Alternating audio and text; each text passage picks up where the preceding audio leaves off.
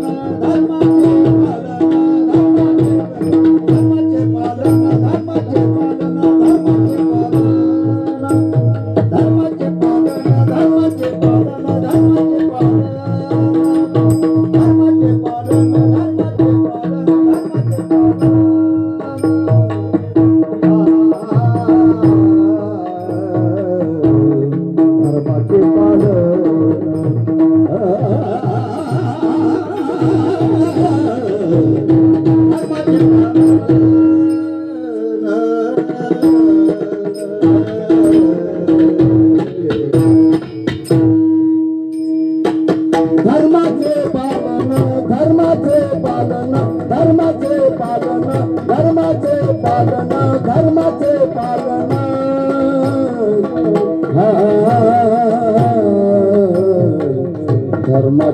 पालन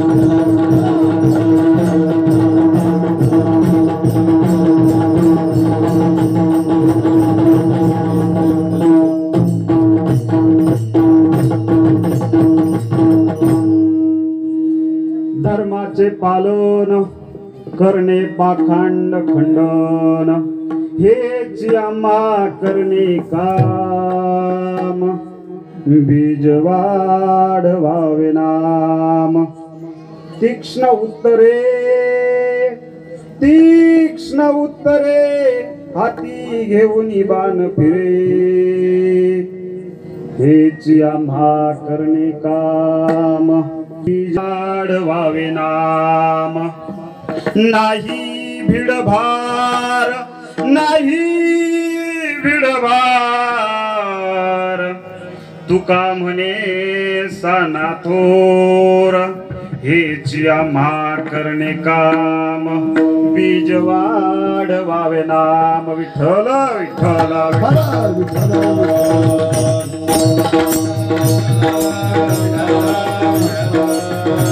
माघारी धन शब्दांचीच रत्ने शब्दांचीच शस्त्रे यत्न करू शब्दी आमुच्या जीवाचे जीवन शब्द वाटो धन जनलोका तुका म्हणे पहा शब्दची हा देव शब्देची गौरव पूजा करू आमुचा विठ्ठल प्रचंड इतर देवांचे न पाहू तोंड एका विठ्ठला वाचून न करू अनेक भजन पांडुरंगा करू प्रथम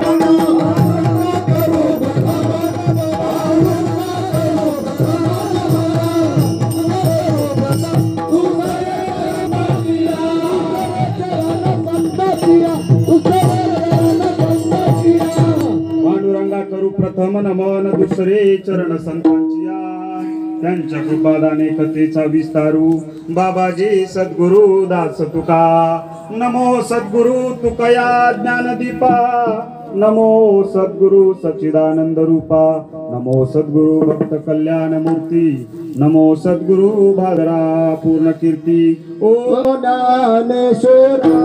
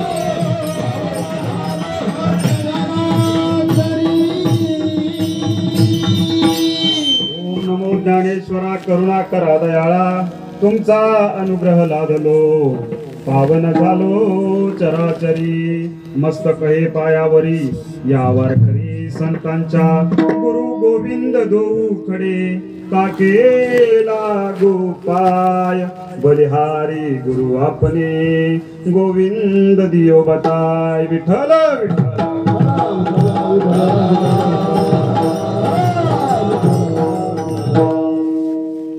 धर्माचे पालन करणे पाखंड खंडन हेच आम्हा करणे काम बीज वाढवावे नाम प्रस्तुत प्रसंगी कीर्तन रूपी सेवेकरता निवडलेला अभंग या रामनगरच्या सप्ताहाचं ब्रीद जे आहे तो अभंग वारकरी संप्रदायाचे कळस हिंदवी स्वराज्याचे संस्थापक अखिल महाराष्ट्राची नव्हे हिंदुस्थानची आन बान आणि शान छत्रपती शिवाजी महाराज यांचे आध्यात्मिक गुरु ज्या काळी सर्वसामान्य जनतेला वेद धार्मिक साहित्य वाचण्याचा अधिकार नव्हता घोकावया अक्षर वदनाही अधिकार त्या काळामध्ये ज्या महान संतांना 5वा वेद लिहिला गाथा रचली ते महान भगवत भक्त जगद्गुरु संत श्रेष्ठ तुकोबाराय यांच्या अभंग गाथेतील नामपर प्रकरणातील धर्मपर प्रकरणातील 4 चरणांचा आणि अत्यंत महत्वाचा अभंग सेवेकरता निवडलेला आहे. विठ्ठल विठ्ठल.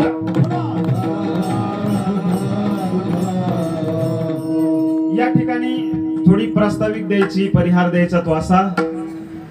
खर तर गावाचं नाव रामनगर आणि रामनगरची सेवा करायला आला श्रीकृष्ण.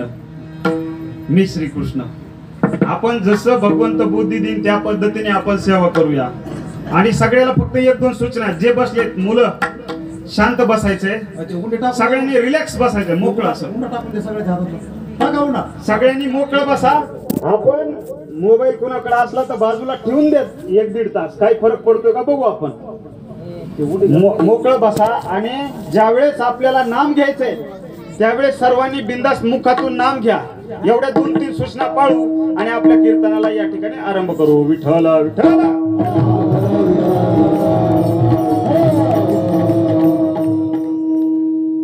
कीर्तनाचा अभंग सोडवण्यापूर्वी मी फक्त 1-2 गोष्टी कुठेही सांगत असतो. आपल्या सर्वांना माहिती पाहिजे कीर्तन म्हणजे काय असतं, कीर्तनाचा उद्देश काय असतो हा सगळ्यांना माहित पाहिजे.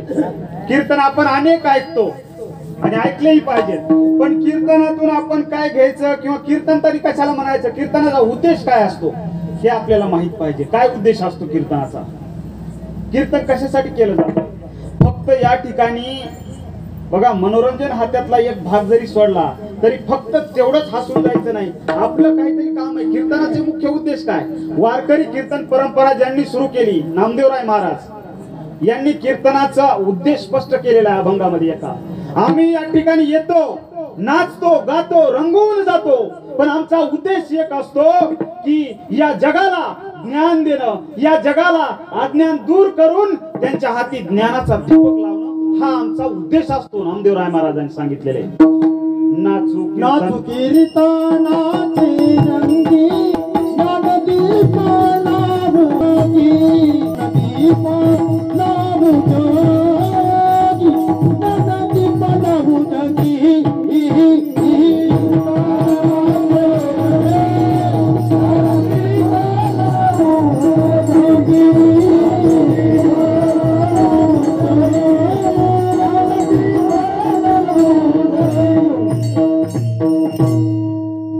सरळ साधा या ठिकाणचा उद्देश आहे. ज्ञान दिवा का लावायचा आहे. ज्ञानदीप म्हणजे दिवा का लावायचा आहे. जिथं अंधार असतो तिथं दिव्याची गरज असते. या अर्थानं खरोखर समाजामध्ये अनेक प्रकारचा अंधार असतो. तो दूर करण्याचं, समाजाचं प्रबोधन करण्याचं महत्वपूर्ण साधन म्हणजे कीर्तन आहे. लक्षात घ्या मायबाप. आमचे जगद्गुरु तुकोबाराय सुद्धा म्हणतात, आम्ही या ठिकाणी कशासाठी आलो, आम्ही या ठिकाणी काय करण्यासाठी आलो. उजळा वया आलो वाटा, वाडा. अरे बाबांनो, आम्ही या ठिकाणी खरं काय आणि खोटं काय हे सांगायला आलो. कीर्तन म्हणजे वेगळं काही नाही. या ठिकाणी खरं काय आणि खोटं काय हे सांगणे म्हणजे कीर्तन. लक्षात घ्या, कीर्तनामधून कुठलीही अंधश्रद्धा सांगायला जमत नाही. नामदेवराय वाचा तुम्ही. कीर्तनामधून कुठलंही भाकड कथा सांगायला जमत नाही. अर्थ लोपली पुराणे, नाश केला शब्द ज्ञाने, विषय लोभी मने, साधने बुडविले. जमत नाही ते.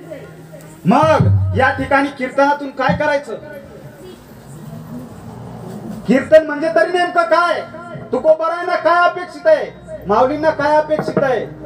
कीर्तन म्हणजे काय. असं कीर्तन म्हणजे अशी गोष्ट आहे मायबाप की कीर्तन जर तुम्ही तन्मयतेने, एकाग्रतेने ऐकलं तर तुम्ही त्या ईश्वर बनला पाहिजेत. तुम्ही त्या ईश्वराच्या अंगाशी एकरूप झाला पाहिजे. त्या कीर्तन म्हणतात. हो ये अंग Oh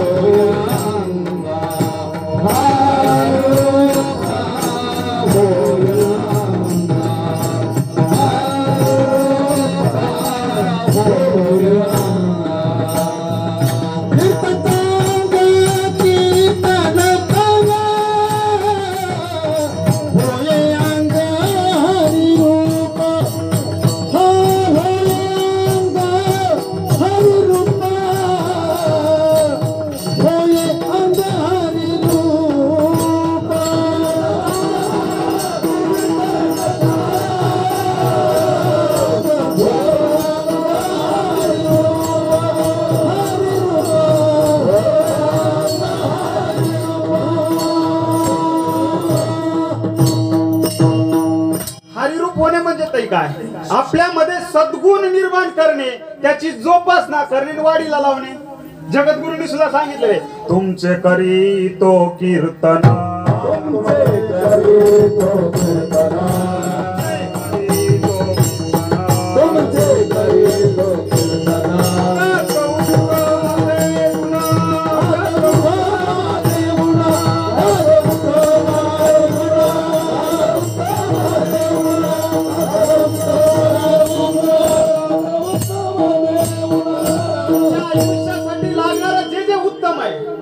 जे चांगलं आहे ते सांगणे म्हणजेच कीर्तन, आणि जे काढून जे खराब आहे ते तुमच्या शरीरातून, मनातून, आत्म्यातून बाहेर काढणं, याला म्हणतात कीर्तन. बाकी कीर्तन म्हणजे काहीच नाही. विठ्ठल विठ्ठल. आता एक अत्यंत महत्वाचा मुद्दा, ज्यांचा अभंग निवडलाय त्यांच्याविषयी काय माहिती तुम्हाला? ऐ बाळा, इकडे लक्ष दे, मला सांगतो. तुकाराम महाराजाचं पूर्ण नाव सांग मला. सांग सांग, येतंय का तुला? कुणाला येतंय सांगा बरं. तुकाराम महाराजाचं पूर्ण नाव, बिनधास्त बोला तुम्ही. कुणाला येतंय? तुकाराम महाराजाचं पूर्ण नाव कुणाला माहिती? आता एका हिरोनी आत्महत्या केली, लय टीव्हीवर बातमी आहेत. नाव काय रे? Very good, Sushant Singh Rajput. सगळं माहिती. तुकाराम महाराजाचं नाव माहित नाही. लक्षात ठेवा. म्हणजे तुम्हाला नाव ठेवायचे नाही, मी मला सांगायचं काय, आपल्याला काय माहिती? आपल्याला काहीच माहिती नाही. आणि या मीडियाच्या माध्यमातून आपल्याला काय दिलं जातंय? आज टीव्ही मधून काय दिलं जातंय? व्याभिचार, लफडे, दुसरं काहीच नाही. म्हणून लक्षात घ्या, जगद्गुरु तुकोबाराय कोण होते आम्हाला माहित झाले पाहिजे. आम्हाला बऱ्याच वेळा असं ऐकायला मिळतं, मी अनेक कीर्तन ऐकतो, महाराज म्हणजे एकदम असे फार दरिद्री होते. तुकाराम महाराज म्हणजे अन्नाला फार मोहताज झाले होते. त्यांची बायको उसानी झुडपीत होती. त्यांचं चरित्र म्हणजे त्यांचे अभंग, एक एक अभंग वाचला ना आपल्या लक्षात येईल तुकोबाराय असे नव्हते. तुकोबाराय किती श्रीमंत होते याची प्रचिती देतो. कितीतरी कोण होते तुकोबाराय? तुकोबाराय कुणी सामान्य व्यक्ती नव्हते. टाटा, बिर्ला, अंबानी आजचे जे आहेत ना, तसे तुकोबाराय त्या काळातले होते. महाजन सावकार होते. ज्या काळात बँका नव्हत्या मायबाप, त्या काळात होते सावकार, बँका नव्हत्या. आणि तुकोबाराय निस्ती बँक नव्हती. महाजन म्हणजे सावकाराचे सावकार. सावकाराला पैसे वाटणारा सावकार किती श्रीमंत असेल. दुसरं साधं उदाहरण देतो, तुकोबाराय गरीब नव्हते. लक्षात घ्या, आपली मुलगी देताना आपण कोणाला देतो? एकदम अशा गरीबीला किंवा एकदम येडपट झालेल्या माणसाला देतो का? बरेच लोक पार पागल झाले. तुकाराम महाराज नाही हे खरं. कुणाला देतो आपली पोरगी? एक तर आपल्या बरोबरीचं पाहिजे किंवा आपल्यापेक्षा वरच्या लेवलचं पाहिजे. तुकोबारायांचा सासरा होता गुळवे सावकार, पुण्यातला सर्वात श्रीमंत सावकार. तो आपली मुलगी कुणाला देईन? येडे झालेल्या माणसाला देवाच्या नादात कधीच देऊ शकत नाही. व्यवहारी माणूस आहे. तुकोबाराय प्रचंड श्रीमंत होते, ऐश्वर्य संपन्न होते, पण आपल्यामध्ये चुकीचे संदेश दिला. असं जर कोणी सांगितलं ना, बिंदास त्याला म्हणा, काय तुझ्याकडे काय, असं का सांगतो तू बाबा? अरे तुकोबारायांनी या जगामधली पहिली कर्जमाफी कुणी केली माहितीये का तुम्हाला? या जगामधली पहिली कर्जमाफी अमेरिका, इंग्लंड, राष्ट्रवादी काँग्रेस, भाजप, शिवसेना कुणी नाही केली. या जगातली पहिली कर्जमाफी एका वारकऱ्याने केली, माझ्या जगद्गुरूंनी केलेली. हे तुम्ही लक्षात घ्यायचंय. कोणी सामान्य आणि किती केली? अरे करोडो रुपये. आजच्या भाषेत करोडो. हे का केलं त्यांनी? बुडती हे जन न देखवी डोळा, येतो कळवळा मनोनिया. अरे मातृ हृदय जागृत झालं आणि ती केलेली आहे. म्हणून जगद्गुरु कोणी सामान्य नाहीत. आणखी एक सोपं उदाहरण या ठिकाणी देतो ना, आपल्याला अभंगाकडे वळायचंय. जगद्गुरु तुकाराम महाराज कोण होते आणि त्यांनी कशासाठी केलं हे? शिवाजी महाराजांना तुकाराम महाराजांचं काम माहीत झालं. त्यांना सोनं नाणं पाठवायचं. कशावर दिलं माहिती का? हत्तीवर दिलं. हत्तीवर सोनं. मला सांगा, सोनं नाणं जर समजा काही 10-20 लाखाचं असतं ना, एखाद्या पोत्यात भरून दिलं असतं. त्यापेक्षा थोडं जास्त असतं, घोड्यावर दिलं असतं. हत्तीवर दिलं, किती दिलं असेल याचा विचार करा. पण त्या तुकोबारायांनी किती श्रीमंत असते लक्षात ठेवा. मनानी, तनानी आणि धनानी. ते म्हणले आम्ही जन सुखी, आम्ही जन सुखी,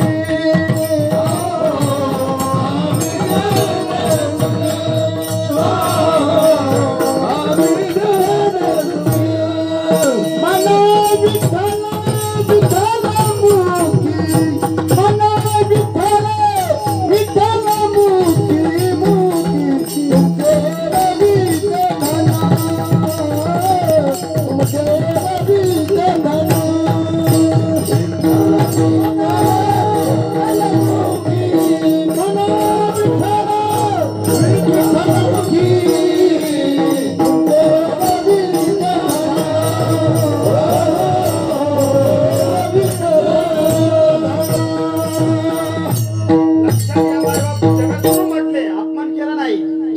पाठवलंय शिष्यानी, अपमान नाही, वापस नको, आम्हाला हे माती समान आहे, नको, तुमचं स्वराज्य उभा करण्यासाठी ह्याचा वापर करा.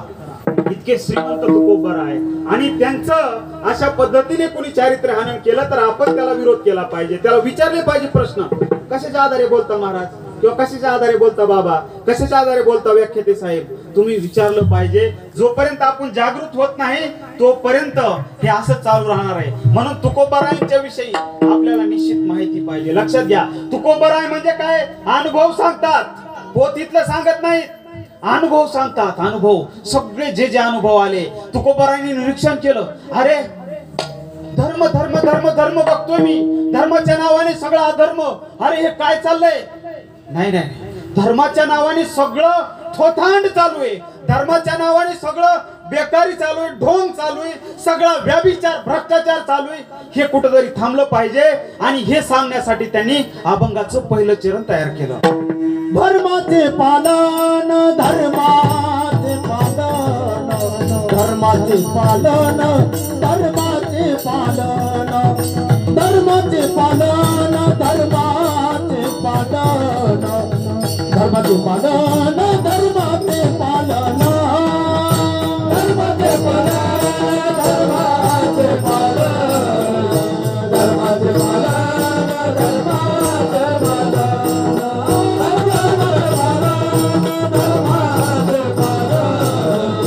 धर्माचे पालन.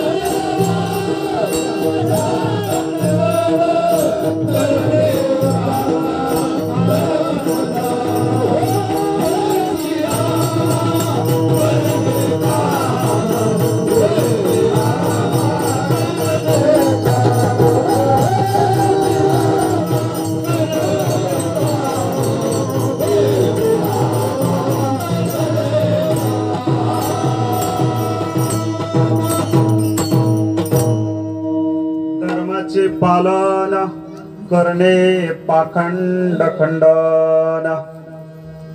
लक्ष द्या, नीट ऐका. बघा काय आता सगळ्यात पहिल्यांदा घोटाळा असं होण्याची शक्यता इथं. धर्म, आता तुकोबारायांनी आपण सगळेजण हिंदू धर्माचे असं का नाही म्हणलं बरं, हिंदू धर्माचे पालन करणे असं का नाही म्हणलं, किंवा वारकरी धर्माचे पालन नाही, फक्त धर्म. मग तुकोबारायांना कोणता धर्म सांगायचा असू शकतो, विचार करा. धर्म म्हणजे म्हणलं की आपल्या डोक्यात फिक्स खटकी बसलेली हिंदू, मुसलमान, बौद्ध, जैन, ख्रिश्चन, हा धर्म नाही. धर्म म्हणजे काय, मग माऊलींनी धर्म सांगितलेला आहे, कोणता सांगितलेला आहे, धर्माची व्याख्या सांगितलेली, जे जे वडील करती, आहे का नाही, नाम हा तया नाम धर्म. म्हणजे वडील म्हणजे कोण, वडील म्हणजे जन्म देणारा वडील हा तर आहेच, पण आपले वडील खरे कोण, जे आपल्याला विचाराने जन्म देतात ते आहे आपले वडील आहेत, सगळे संत. आणि मग त्यांनी कोणता धर्म सांगितलाय, धर्माची व्याख्या काय, धर्म म्हणजे बघा प्रत्येक गोष्टीत धर्म आहे. या माईकचा धर्म, माईकचा धर्म आवाज मोठा सोडणे, गुणधर्म, इंग्लिश मध्ये कॅरेक्टरिस्टिक असं म्हणतात त्याला. साखरेचा धर्म गोड लागणे. प्रत्येकाचा धर्म आहे, शरीराचा धर्म भूक लागती. धर्म म्हणजे काय की त्याच्या वाटेला जे कर्म आलं त्याला धर्म असं म्हणतात. सोपं सरळ साधं व्याख्या. धर्माची अत्यंत सोपी आणि साधी व्याख्या आहे. आता धर्माचं पालन म्हणजे काय? मग समजा उदाहरणार्थ शेतकरी आहे. शेतकऱ्याचं काम काय की त्याने शेतीच करावी, चांगली करावी, काळजी घ्यावी, हा त्याचा धर्म झाला. प्रत्येकाचा धर्म आहे, प्रत्येकाचा धर्म आहे. आणि त्याचं पालन करणं म्हणजे काय सांगितलंय पुढं? धर्माचं पालन करणे म्हणजे पाखंड खंडन. पाखंड म्हणजे थोतांडपणा, भोंदूगिरी, ढोंग याचं खंडन करणे, यालाच त्यांनी धर्म म्हटलेले तुकोबारायांनी. बघा सांगतो, एक साधं सोपं तुमच्या भाषेत सांगतो. शेतकऱ्यांच्या आपल्या इथं शेत असतं, आपण हे टाकतो, पीक पेरतो. आपलं पीक चांगलं एवढं येतं. पिकासोबत काय येतं आजी? आपल्या धान्यासोबत अजून काय उगून येतं? तण. सोपं सांगतो तुमच्या भाषेत. आपल्याला घ्यायचं असतं पीक का तण घ्यायचं असतं? आपल्याला काय घ्यायचं असतं? पीक. आणि उगवतं काय? तण. म्हणजे आपल्याला त्या धान्याचं जर चांगल्या पद्धतीने पालन करायचं असेल, वाढवायचं असेल, तर काय काढून टाकावं लागतं? काय काढून टाक? बोला ना. तण काढून टाक. मोठ्याने बोला. तण काढून टाकावं लागतं. बरोबर का नाही बाबा? म्हणजे हेच धर्म आहे, दुसरं काहीच नाही. ज्या पद्धतीने शेतकरी त्या ठिकाणी पिकामध्ये आलेलं तण काढून टाकतो, त्याच पद्धतीने धर्माचं सुद्धा आहे. जर असल्या थोतांड भोंदू गोष्टी आल्या त्या काढून टाकणं म्हणजेच धर्म वाढवणं. लक्षात घ्या तुकोबारायांचा या ठिकाणचा भाव. आणखी सोप्या भाषेत सांगतो. समजा आपल्या इथं सरकीला कशाला कीड लागली, तुम्ही काय करता? काय करता सांगा ना? फवारा हाणता. म्हणजे कीड मारून टाकायची. ह्याला काय म्हणायचं? पालन करणं, रक्षण करणं, वाढवणं. जर चांगल्या पद्धतीने आपल्याला वाढवायची असेल, एखादी गोष्ट जतन करायची असेल, आपलं दुखायला लागलं, आपण काय करतो? वाढून देतो का? आजार तसाच दवाखान्यात जातो ना, औषध घेतो. तो आजार नीट करणं म्हणजे तो शरीर धर्म पाळणे, म्हणजे धर्माचं रक्षण करायचं, धर्माचं पालन करायचं, म्हणजे त्याच्या येणाऱ्या थोतांड गोष्टी काढून द्यायच्या. इतका साधा सोपा सरळ या ओळीचा अर्थ आहे. धर्माचे पालन करणे, पाखंड खंडन. आता पाखंड कोणते? धर्माच्या आड येणारे. आपण छत्रपती शिवरायांच्या जयंतीच्या निमित्तानं या गावामध्ये हा सप्ताह होतो. महाराष्ट्रामधला आदर्श सप्ताह आहे हा. जयंती निमित्त कुठंही सप्ताह होत नाही. लक्षात ठेवा. प्रबोधनकार ठाकरे एका ठिकाणी म्हणलेले आहेत, अरे 33 कोटी देवांची फलटण ज्या राजांच्या नावासमोर बाद होते ना, त्या राजाचं नाव आहे शिवछत्रपती. आदर्श असा सप्ताह. आणि मग या ठिकाणी छत्रपतींचं जर तुम्हाला उदाहरण सांगायचं झालं, धर्माचं पालन. शिवछत्रपती 11-12 वर्षाचे होतात. कर्नाटक वरून, बेंगलोर वरून त्या ठिकाणी पुण्यामध्ये येतात. पुण्यामध्ये आलाय मोरार जगदेव. त्या मोरार जगदेव सरदारानं पूर्ण उद्ध्वस्त करून टाकलंय. त्या ठिकाणी एक पहार रवली, चप्पल खेटर रवलंय, खेटर त्याला टाकलंय. त्या ठिकाणी लिंबू अडकवलंय आणि अशी फूल पसरून दिली, जो कोणी ह्या पहारीला स्पर्श करीन त्याचा वंश निर्वंश होऊन जाईल. जिजाऊ त्या ठिकाणी आल्या. शिवबाला सांगितलं, शिवबा उचलती पहार. सगळेजण पळत आले. काय करताय? अहो तुमच्या पोराला काय होईल? तुमचा वंश नष्ट होईल. आपल्यासारखं सामान्य गोष्टी बघा, सामान्य साध्या गोष्टीला सुद्धा मांजर गेली तर मागं पळत येत. जिजाऊ सामान्य स्त्री नव्हत्या. जिजाऊ म्हणल्या, माझा वंश निर्वंश झाला तरी चालेल, पण असल्या भाकड थोताड गोष्टी मानायच्या नाही. शिवबा काय व्हायचंय तर होऊ दे. उपटती पहार दे फेकून. याला म्हणतात पाखंड खंडन. दिलं फेकून. काय झालं? इतिहास घडला मायबाप. या थोतांड गोष्टीचा काय होतं? त्याच्यामध्ये भीती घालवलेली असते धर्माच्या नावाने, बाकी काही नसतं. अनेक गोष्टीत आणखी उदाहरण सांगतो शिवरायांच्या. आपल्याला भरपूर बोलायचं ह्या अभंगावर. एक साधं उदाहरण. शिवरायांच्या द्वितीय पत्नी, काय नाव आहे रे बाळा? शिवरायांची दुसरी पत्नी होत्या राजारामाच्या आई त्याचं नाव काय, त्यांचं नाव काय ताई? Very good, Soyarabai. सोयराबाईंच्या मुलाचं नाव काय होतं? आताच सांगितलं, काय होतं?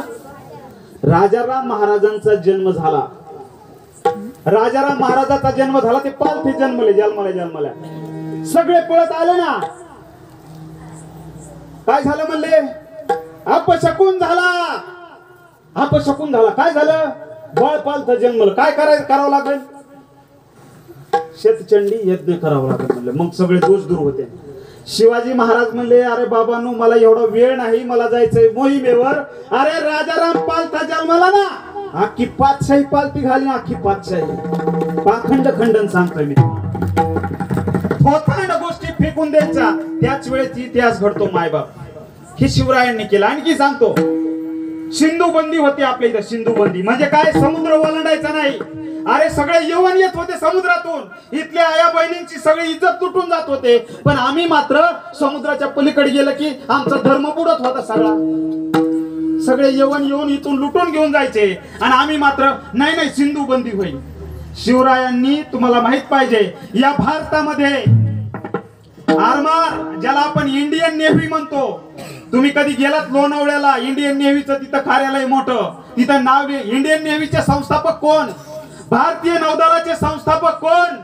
अरे हा माझा राजा छत्रपती शिवाजी महाराज इंडियन नेव्ही, भारतीय नौदलाचे संस्थापक आहेत, हे लक्षात ठेवा.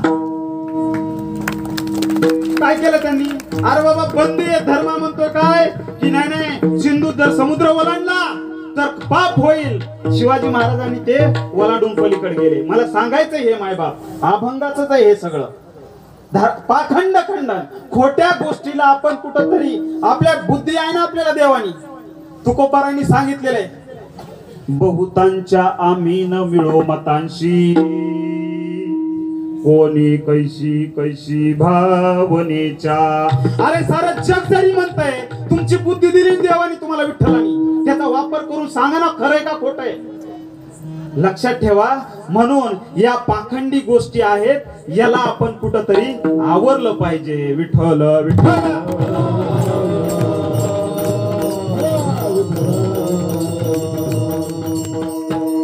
मग आपल्याला धर्म जर टिकवायचा आहे, कुठलाही धर्म असेल, तर आपल्याला त्या ठिकाणचं पाखंड दूर केलं पाहिजे. गाडगे बाबांच्या जीवनातला एक प्रसंग जरूर मग तुम्हाला सांगा, अगदी 1 मिनिटामध्ये. आपल्याला गोष्टी सांगत बसायचंच नाही, फक्त तुम्हाला ती गोष्ट कळावं. पाखंड, भोंदूगिरी, थोतांपणा, खोटेपणा. नाशिकला होते गाडगे बाबा, खूप प्रसिद्ध झालेले होते गाडगे बाबा. नाशिकला गेले, त्या ठिकाणी 13व्याचा कार्यक्रम चालू होता. भले मोठे ढीकचे ढीक साचलेले, एक चांदीची शिडी केलेली, लांब चलचक, चरित्रात उपलब्ध आहे. आणि गाडगे बाबा म्हणले, हे काय बुवा, हे काय? ते म्हणले, स्वर्गात जाण्यासाठी शिडी लागते. अरे गाडगे बाबा म्हणले, वा छान. आणि हे ढिग, हे घेतल्यावर सुद्धा स्वर्गात जातं म्हणले सगळं. बर, हे काय दुसरं? बिड्याचा कट्टेल आहे म्हणले. बिड्याचा कट्टेल म्हणले, कायला? ते लागतो म्हणले, ते स्वर्गात पोहोचायचं. वा वा. बाबा गेले तिथं, खाली खूप प्रसिद्ध झाले त्या काळात. बाबांनी एक पाटी घेतली आणि तिथलं पाणी असं उपसून फेकायला लागले, असं उपसित पाणी फेकायला लागले. सगळ्यांना आश्चर्य वाटलं. त्या ठिकाणच्या बुवाने विचारलं, बाबा हे काय करता? म्हणले, आमच्या वराडामध्ये विदर्भात खूप दुष्काळ असतो, पाणी शिपडीतो ना जाईन म्हणजे. म्हणले, बाबा काय येडे झाले का दिवाने तुम्ही? इथून पाणी शिपडी लाव, तुमच्या दुष्काळ ह्याच्यात कसं जाईन, ते वराडात कसं जाईन? बाबा हसले. अरे म्हणले, येड्या, तू इथं बिडी घेतोस, शिडी घेतोस, एवढी मोठी हे घेतोस, त्याची रास घेतोस, आणि ती कशी जाईल रे स्वर्गात येड्या? ह्याला म्हणतात पाखंड खंडन. विठ्ठल विठ्ठल.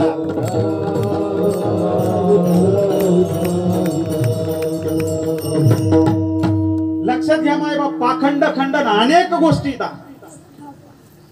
ज्या आपल्या शरीराला सुद्धा लागू आहेत, त्या आपल्या शरीर धर्मामध्ये आपण जर कुठलं वाईट कर्म करीत असलो, ते सुद्धा काढून टाकणं, हे सुद्धा पाखंड खंडन आहे. तुम्हाला अजून सांगू का, कोरोना सुद्धा एक पाखंडच आहे. कोरोना सुद्धा एक पाखंडच आहे. त्याचं सुद्धा खंडन आपण केलेलं आहे. आणि खेड्यातले लोक कुणी मेले का हो? कुणी गेलं का खेड्यातलं? एखादं गेलं असं आजारी, पण जास्तीत जास्त कोण गेले ह्याच्यातून? सगळे आमिर गेले, लाखो रुपये खर्चून गेले का? अरे त्या ठिकाणी पाखंड गुंतलेले ना. ढोंगीपणा जिथं आहे ना त्याच्यावर वार करणं, बस याला म्हणायचं पाखंड खंडन. त्याच वेळेस आपला धर्म टिकणार आहे, त्याच वेळेस आपला धर्म टिकणार आहे. धर्म धर्म म्हणजे वेगळं काहीच नसतं मायबाप. धर्म धर्म म्हणजे काहीच नसतं. धर्म म्हणजे एकमेकाला प्रेम करणं असतं. धर्म म्हणजे एकमेकाच्या हृदयाची भावना ओळखणं असतं. आमच्या साने गुरुजींनी धर्म केला, साने गुरुजींना धर्म कळला. अरे या ठिकाणी आपण सगळं म्हणतो अवघी एकाचीच भिन्न, तेथे कैची भिन्ना भिन्न.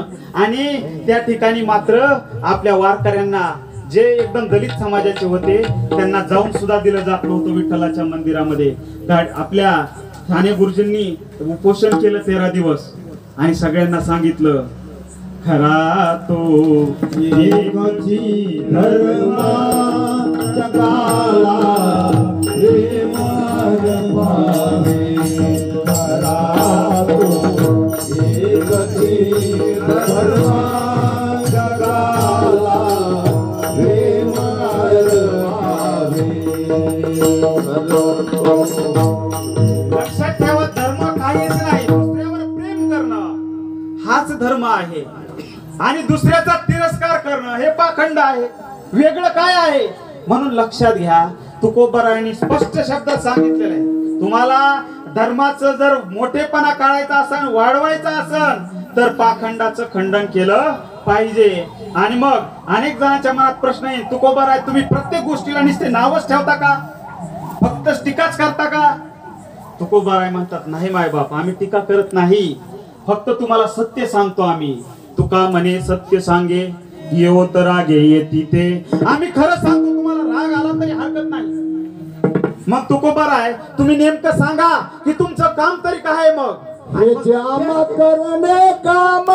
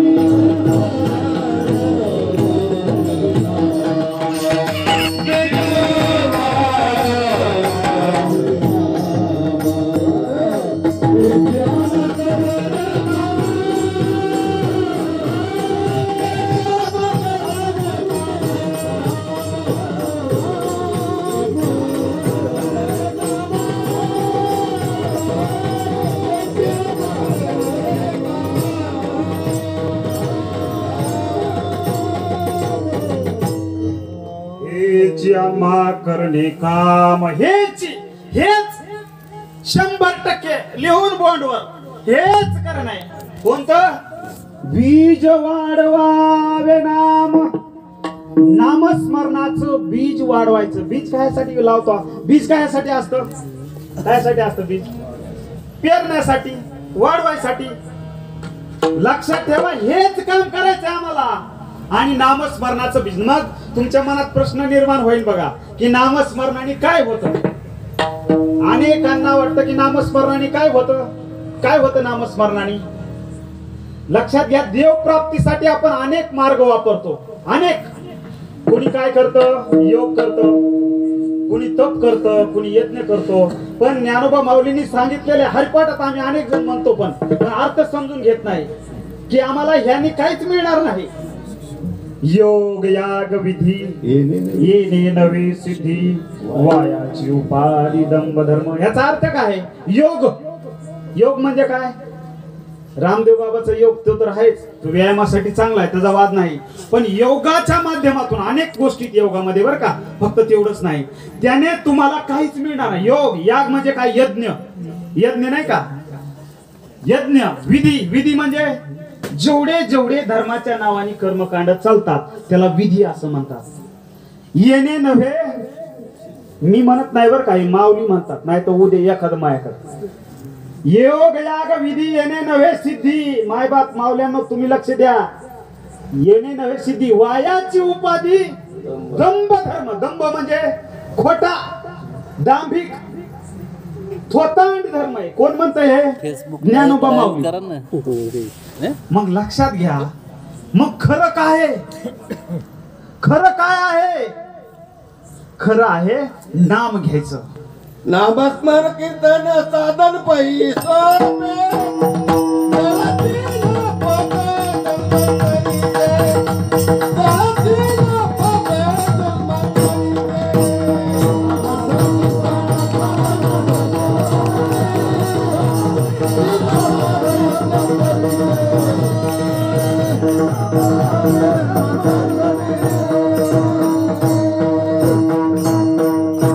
इतकं सोपं साधन आहे. घरी बसता बसता आपण राम राम म्हणू शकतो.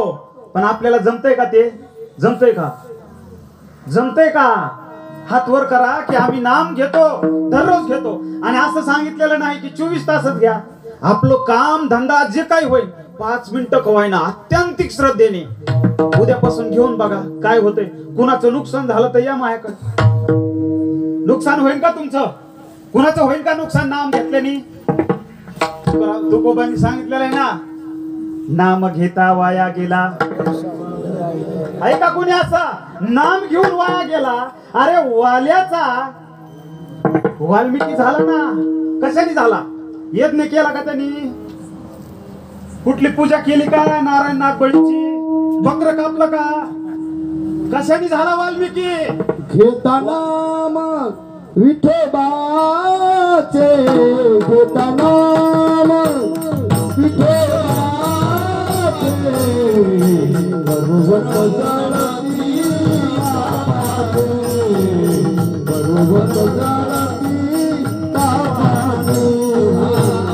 घेताना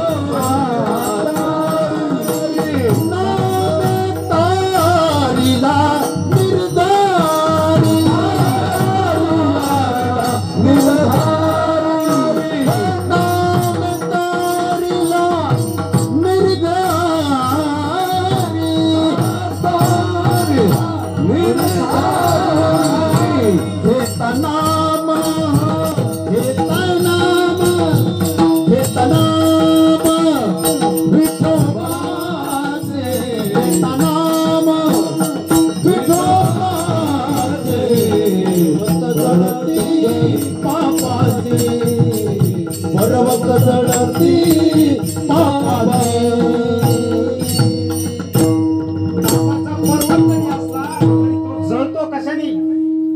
अरे गंज भरय पाप, एक काडी लावली तर राहील का? म्हणून नामस्मरण इतकं महत्वाचं आहे. आणि तुकोबाराय म्हणतात नुसतं आम्ही घेणार नाही तर ते काय करणार आहेत? आम्ही वाढवणार आहेत. बीज वाढवावे नाम. आता तुम्हाला समजण्यासाठी सांगतो एक प्रसंग. बघा, एका ठिकाणी 4 सुना होत्या. किती सुना होत्या? लक्ष द्या. आजी झोपल्या काय? 4 सुना होत्या. सुना म्हणलं की आज टाव करल्या आहे का नाही? सासवा. 4 सुना होत्या. आणि आता त्यांच्या घरात सासरा होता. सासू वारलेली होती. सासरे म्हणले आता काय करतो मी तीर्थयात्रेला जातो सुनांनो. आता तुम्ही या 4 जणी समोर, पण मी तुमच्याकडे एक हे देणार आहे म्हणले. प्रत्येकीकडे 4-4 ज्वारीचे दाणे देणार आहे मी. आणि त्यांनी दाणे काढले ज्वारीचे. बघा, आपण बीज वाढवावे नाम हे सांगतोय मी तुम्हाला फक्त समजावं म्हणून. चार चार ज्वारीचे दाणे देतो म्हणले, पण करायचे काय तुम्ही? तर तुम्ही हे जपून ठेवायचे, एकदम जपून ठेवायचे. आणि मग त्यांनी प्रत्येकीकडे दिले. 4 सुना होत्या. पहिल्या सुनाकडे दिलं. पहिली सून म्हणती, बाई मला वाटलं थेरड्यानी बोलिलं काय, सोनं नाणं देत आहे काय नो, काय दलिंदरी बाय, म्हातारा दिलं फेकून दिलं. ती म्हणले काही नाही, आपण काय करू, म्हातारा आलं का पोत्यातले काढून 4 दाणे द्यायला काय लागते, काय मला वाटलं बोलिलं. दुसरी सून आली. दुसरी भयंकर अशी काय होती माहिती का, धार्मिक होती, धार्मिक. तिने काय केलं माहितीये का, ते ज्वारीचे दाणे एका डब्बीमध्ये ठेवले चांदीच्या. ते मस्त देवघरात ठेवले आणि दररोज त्याची आरती म्हणू लागली, जय देव ज्वारीचे दाणे. आरती दररोज. आपल्याला ते खूप आवडतं आहे की नाही. तर ती आरती दररोज सकाळ संध्याकाळ आरती त्या दाण्याची. आता तिसरी सून जी होती, तिसरी सून म्हणली, बाई कायच करावं, ह्या म्हाताऱ्याने काय असा कुठाना केलाय, काय करावं, नेमकं कशासाठी दिले असते ह्याचा विचार. जाऊ द्या म्हणली, कशासाठी असा ना, ते दाणे घेतले आणि खाऊन टाकले. म्हणले बघू पुढचं पुढं काय. तिसऱ्या सुनाने खाऊन टाकले. जाऊ द्या म्हणले, मरू द्या, बघू द्या काय असं. आता शेवटची सून होती लहानी बारकी. तिने विचार केला, या म्हाताऱ्याने दाणे दिलेत आणि ते आपल्याला जपून ठेवायचे सांगितले, ह्याचा काय अर्थ असन. तिने काहीतरी विचार केला नवरा बायकोनी. ज्या घरामध्ये विचार असतो ना तिथं खूप काही होतं बघा. विचार केला काय करायचं, आणि तो विचार करून त्यांनी ते दाणे आपल्या शेतामध्ये टाकले, पेरायला टाकले, पेरून टाकले, असे बुजून टाकले, वाढले. ते 4 महिने झाले, 4 कंस आले, त्यांचे चांगले असे ओंजळभर दाणे झाले. पुन्हा त्यांनी ते मोसमामध्ये टाकून दिले. सासरे तर 4 वर्ष ह्यालाच गेलेले होते. पुन्हा ते ओंजळभर दाण्याचे चांगले त्याला गुंटीभर दाणे झाले. शेत भरपूर होतं, त्या शेतामध्ये सगळे गुंटीभर दाणे पेरून टाकले. त्या गुंटीभर दाण्याचे 50 पोते ज्वारीचे दाणे झाले. त्याच्यातले बरेच पोतभर सगळ्या शेतात पेरले. घर भरलं, मोढ्यात विकलो, भावायला दिलो, सगळे दाणेच दाणे. आले बाबा वापस. 4 वर्ष झाले. ते म्हणले दाणे काढा. पहिली गडबडीत गेली, ज्वारीच्या पोत्यात हात घातला, 4 दाणे आणले आले बाबाच्या हातात. त्यांनी मोजले तर 5 भरले. अरे म्हणले खोटारडे, 5 आणलेस तो इथं आताच उचलून आणले दिसतेस. ओळखीलं त्यांनी. म्हणले अरे काय खोटारडेपणा आहे हा, तू बाद. दुसरी आली. दुसरीला विचारलं कुठे दाणे. बाबूजी मी दाणे खूप जपून ठेवलेत मामा, मी दाणे. ती आली दाणे घेऊन. या तुम्ही म्हणली, ताट घ्या आरतीचं, म्हणा आरती. जय देव ज्वारीचे दाणे. आरती म्हणत बसली. आरती झाली आणि बाबाला त्या ठिकाणी दाणे दाखवले अत्यंत श्रद्धेने. बाबा म्हणले, बाई तू पण फेल झालीस. आणि तिसरी सून जी होती, तिसरी सून ती म्हणली, बाबा मला माफ करा, काय झालं, मी दाणे खाऊन टाकले, दाणेच नाही. आता चौथी सून आली. चौथ्या सुनाला विचारलं, अरे दाणे कुठे आहेत. म्हणली, बाबा माफ करा, तुम्ही सांगितलं त्या पद्धतीने मी दाणे तुमचे जपणूक करू शकले नाही. काय केलं तू. बाबा मला माफ करा, मी ते दाणे शेतामध्ये टाकले, ओंजळभर झाले. बाबा ते दाणे मी पुन्हा शेतामध्ये टाकले, गुंटीभर झाले. ते पुन्हा शेतामध्ये टाकले, त्याचे अनेक पोते झाले. पुन्हा ते पेरले, घर भरलं, बाजारात नेऊन विकलो. बाबा सारे दाणेच दाणे झाले. ते बाबा म्हणले, बाई दाणे तू वाया नाही घालवलेस, दाणे तू वाढवलेस आणि तूच खरी विजेती आहेस. तुला सगळं ह्या घराचं मी देऊन टाकतो, तूच विजेतीस. खऱ्या अर्थानं तूच ह्या दाण्याचं रक्षण केलंस, खऱ्या अर्थानं दाणे तूच वाढवलेस. आणि म्हणून ह्याला तुकोबाराय म्हणतात, बीज वाढवावे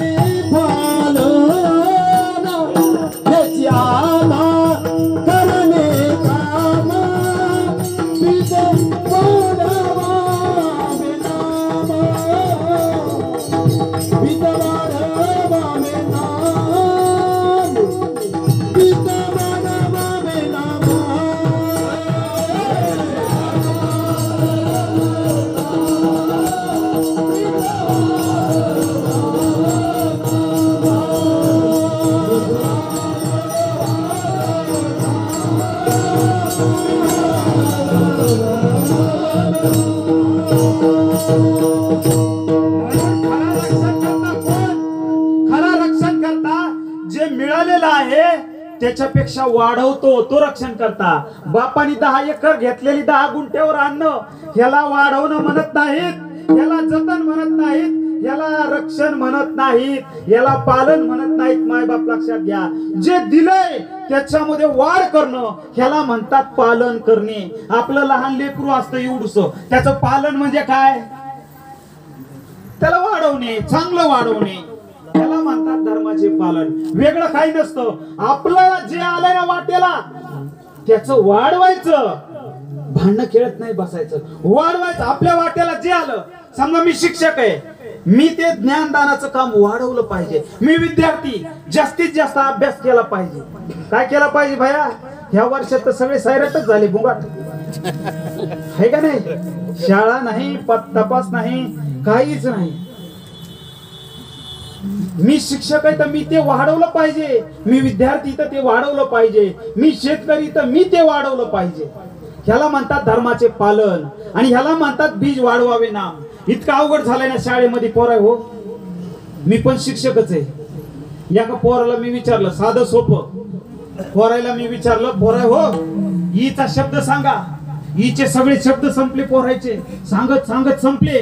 ईचा शब्द सांगा. आमच्या वर्गातला सगळ्यात ढ पोरगा उभा राहिला, ढ सगळ्यात. म्हणलं सर मी सांगू का?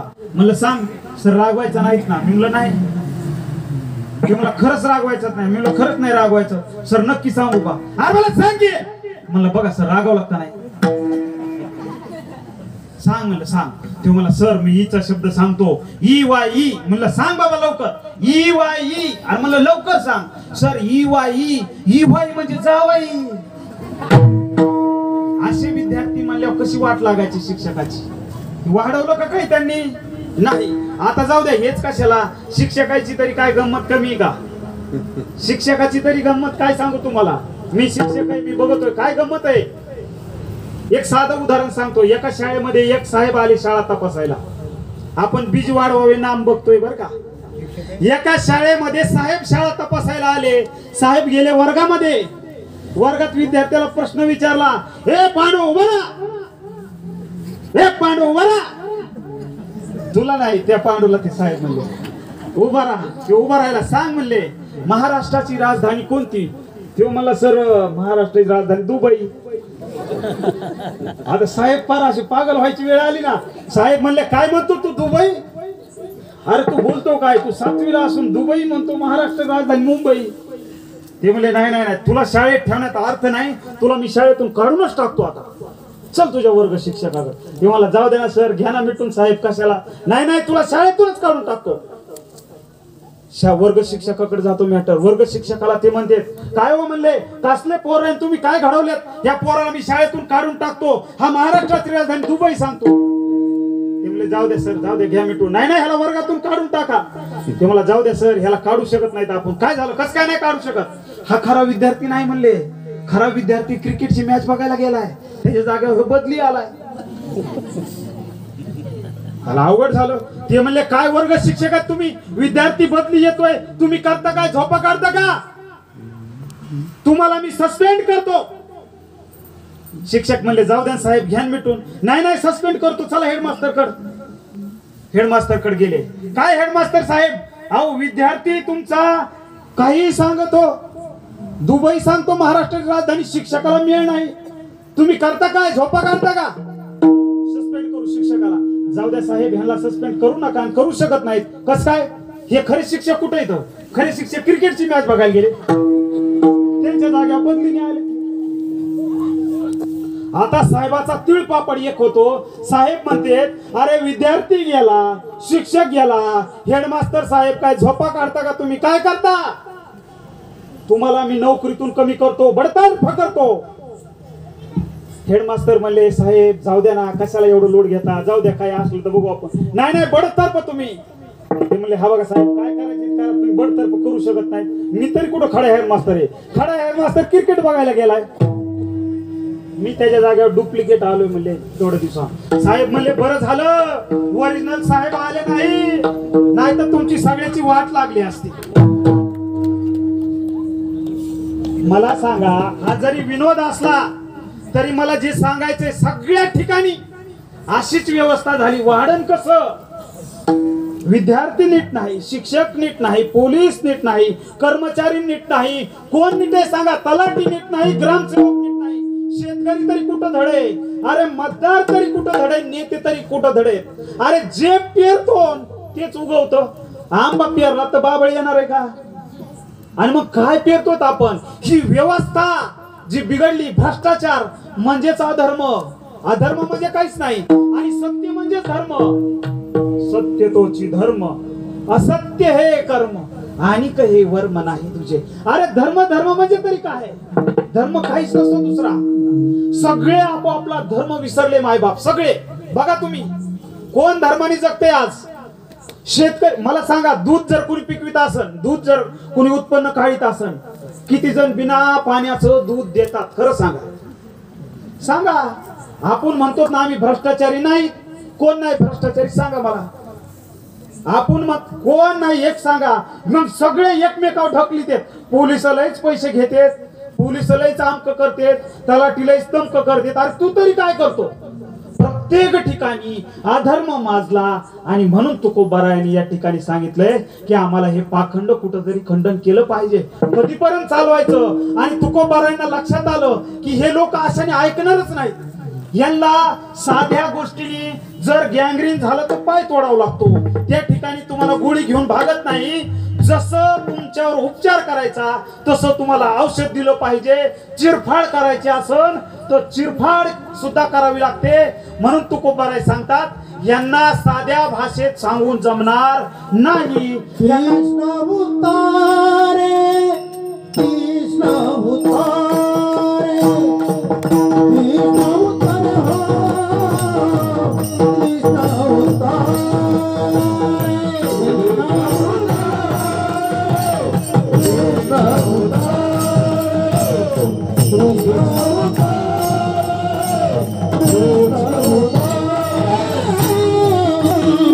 उतारे,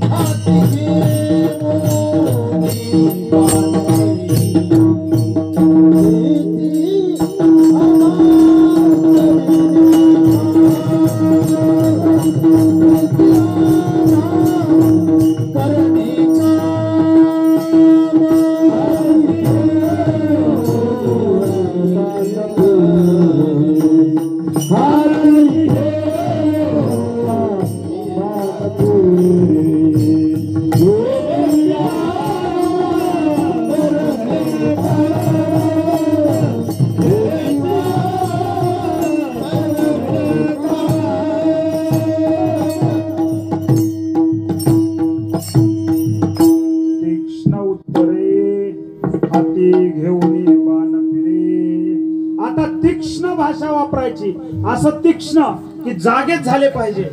तुकोबारायांची वाणी म्हणजे एकदम तीक्ष्ण आहे. तुम्हाला डायरेक्ट सांगणार, आम्हा घरी धन शब्दांचीच रत्ने, शब्दांचीच शस्त्रे, शस्त्र आहेत हे शस्त्र. इतके तीक्ष्ण आहेत ना, तुम्हाला सांगतो. देतो तीक्ष्ण उत्तरे पुढे. अरे तुम्हाला गँग्रीन झालंय, तुकोबाराय सांगतात. गँग्रीन म्हणजे आजार झाला भयंकर. तो नीट करायचा असेल तर मला तीक्ष्ण भाषा वापरावी लागते. इतकी तीक्ष्ण वापरली ना की तुम्ही विचारही करू शकत नाही. एकदम तीक्ष्ण. आता बघा, एक तीक्ष्ण त्यांचं उत्तर सांगतो तुम्हाला. एकदम तीक्ष्ण उत्तर. जर कुणी अभक्त असन, कितीही मोठ्या जातीचा असन, तरी त्याची आई कोण आहे बघा. अभक्त ब्राह्मण जळो त्याचे तोंड, काय त्याची रांड प्रसवली. वैष्णव चांभार धन्य त्याची माता, ओळ उभयंता शुद्ध याती. तीक्ष्ण उत्तर आहे, एकदम तीक्ष्ण. कितीतरी तीक्ष्ण आहे. तीळ जाळीले तांदूळ, अंतरी तैसेची खळ कारे शिनलासी वावगा न बसता पांडुरंगा. अरे यज्ञ केलास तीळ तांदूळ जाळलेस. अरे तुझ्या आतमधले खळ विकार तसेच आहेत. काम क्रोध तैसेची खळ. अरे मग कशाला सीन करून घेतोस? तीक्ष्ण उत्तर आहे, एकदम तीक्ष्ण. आणि हे सगळे उत्तर कशाचे येतं? बाण कशाचे? ते शब्दाचे बाण आहेत, शब्दाचे शस्त्र आहेत. आणि लक्षात घ्या, शब्द धन इतकं महत्वाचं आहे ना की या जगामध्ये शब्द धनाशिवाय शब्दाच्या शस्त्रापेक्षा मोठं शस्त्र कुठलंही नाही. ते जपून वापरलं पाहिजे. शस्त्रास्त्र अनेक असतात सैन्याजवळ, पण जोपर्यंत फायरचा आदेश येत नाही, जोपर्यंत शब्द येत नाही तोपर्यंत तुमचं शस्त्र काहीच करू शकत नाही. म्हणून तुकोबाराय म्हणतात की तीक्ष्ण उत्तरे हाती घेऊन बाण फिरे. एकदम तीक्ष्ण असे या ठिकाणी त्यांचे शब्द आहेत. अनेक तीक्ष्ण बाण आहेत. तुम्हाला सांगतो, तुकोबारायांची गाथा, तुकोबांना विद्रोही संत सुद्धा म्हणतात. काही जण विद्रोह केला त्यांनी, एकदम तीक्ष्णपणे, कुणाची भीडभाड ठेवली नाही, असे तीक्ष्ण उत्तर दिले. म्हणून आपण सुंदर रीतीने या ठिकाणी आता भजन करायचं सगळ्यांनी, आणि सगळ्यांनी करायचे बघा, लाजायचं नाही. मी नेहमी सांगतो, आपला समाज आहे ना एकदम लाजणारा समाज आहे, कुठंही लाजतो. भजन म्हणायला तर लय लाजतो. इतकं सुंदर भजन करायचे ना, इथं विठ्ठलच उभा राहायला पाहिजे. एकदम सुंदर गाडगे बाबांचं भजन आहे, सगळ्यांनी एकदम सुंदर आणि अंतःकरणातून म्हणायचंय. गोपाला गोपाला देवकी नंदन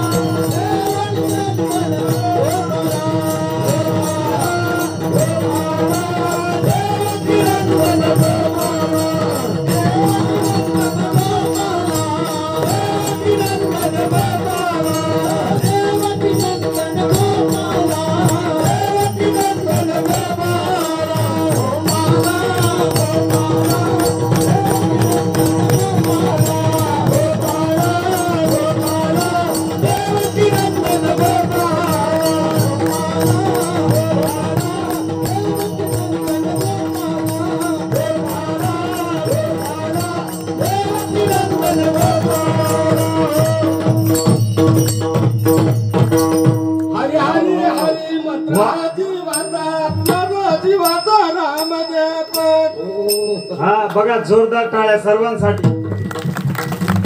जेथे कीर्तनाची जागा तेथे पांडुरंग उभा. खरोखर इतका आनंद झाला. पांडुरंग परमात्मा आपल्यात उभा आहे. आता आपण बघू आवाज कुणाचा जास्त आहे, आवाज कुणाचा जास्त आहे. फक्त 1 मिनिटामध्ये आपण काहीच वाजवायचं नाही. किती जण म्हणते अंतःकरणातून, मला काहीच कळना. बघू आपण सगळ्यांनी माझ्या पाठीमागं म्हणायचे, टाळी वाजवायची, ईश्वराचं नाम घेणं, ईश्वराची कीर्ती वाखाणणं, यालाच कीर्तन म्हणतात, दुसरं काही नाही. सगळ्यांनी म्हणायचं, विठोबा रखुमाई विठोबा रखुमाई विठोबा रखुमाई विठोबा रखुमाई विठोबा रखुमाई विठोबा रखुमाई विठोबा रखुमाई. आता ह्याचा आवाज बघू आपण पुरुष मंडळीचा. सगळ्यांनी म्हणायचं, काहीच नाही लाजायचं काय. विठोबा रखुमाई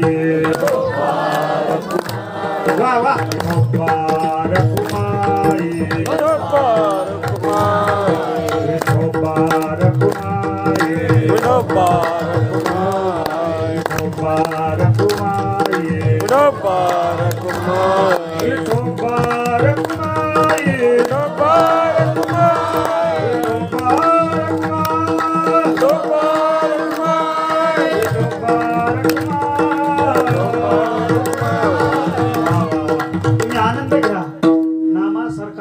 कशातच नाही. 100 यज्ञ ज्यावेळेस करतो ना, त्याचं जे फळ आहे ना, त्याच्यापेक्षा एक नाम अंतकरणातून घेतलं ना, तेवढी ताकद आहे. आता सगळ्यांनी आपलं साहित्य साधनं न वाजवता सगळ्यांनी नामघोष करूया. आपला विठ्ठल इथं उभा करूया. गाडगे बाबा सांगायचे, देव कुणी बघितला का नाही माहित नाही, देव बघण्याचीच गोष्ट नाही, पण त्याचं नाव जर घेतलं तर आपणच देव होऊ शकतो. आता आपण अनुभव घ्यायचा आहे. कुठला आवाज न वाजवता सगळ्यांनी म्हणायचंय, विठोबा रखुमाई विठोबा रखुमाई विठोबा रखुमाई विठोबा रखुमाई विठोबा रखुमाई विठोबा रखुमाई विठोबा रखुमाई विठोबा रखुमाई.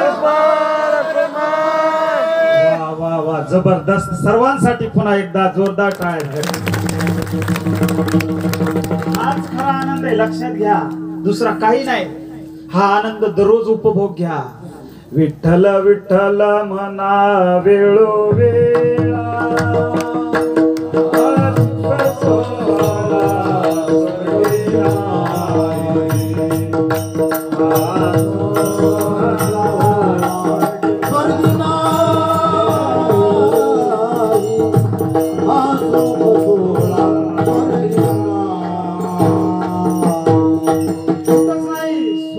स्वर्ग कोणी बघितलाय? मरावं लागतं स्वर्ग बघायला. कोणी बघितलाय स्वर्ग? म्हणून मायबाप हा सुख सोहळा इथंच भोगायचा आहे. स्वर्गातले देव सुद्धा म्हणतात आम्हाला यायचंय खाली विठ्ठलाचं नाव घ्यायला. स्वर्गीच्या मारे विचिताची स्वर्गीच्या मारे विचिताची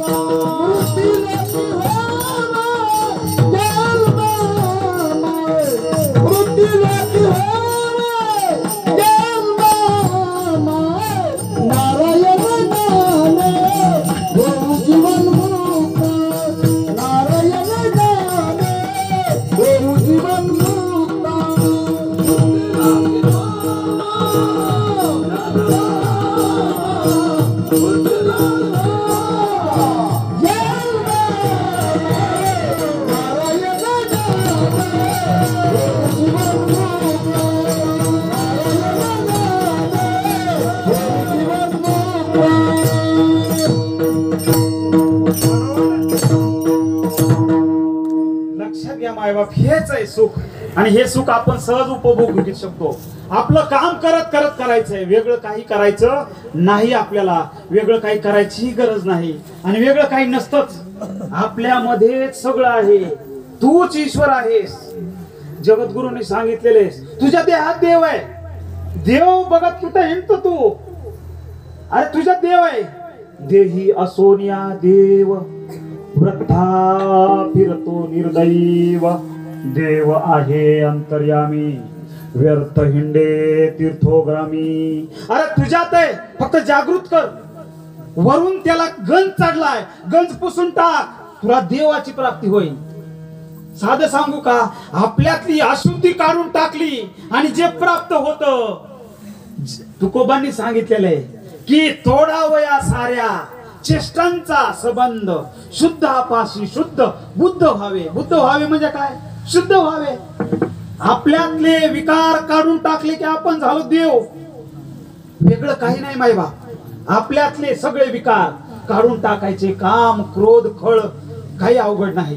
देवनी गोपाळा राहते देया, देवनी गोपाळा राहते देया, देवनी गोपाळा राहते देया, देवनी गोपाळा राहते देया.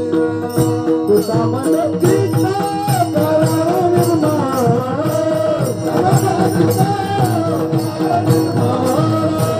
देवनी गोपाळा राहते.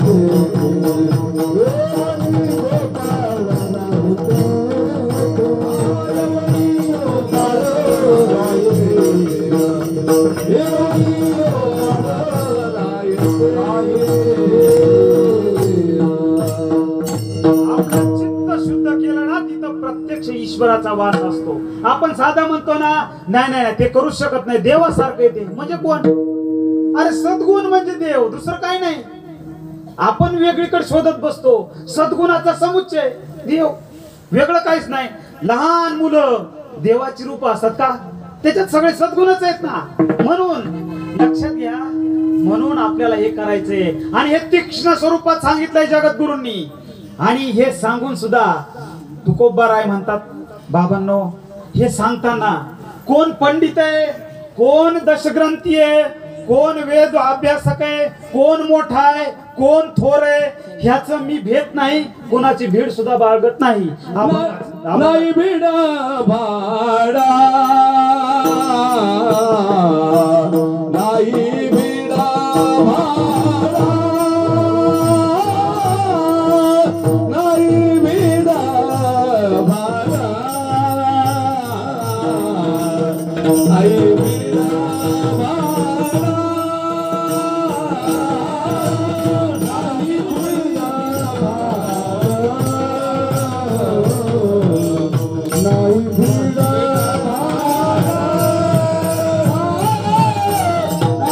भीड भाडा,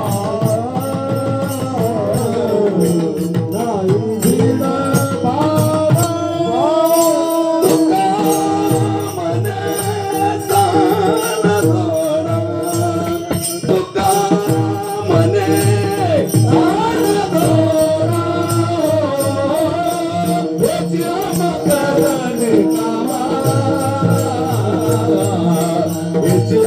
करने कामा,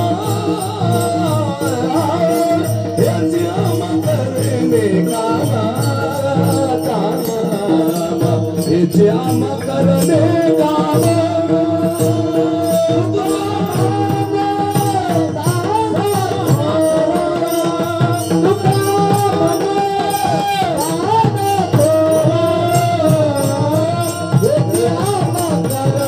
कामा, हेचियाम करने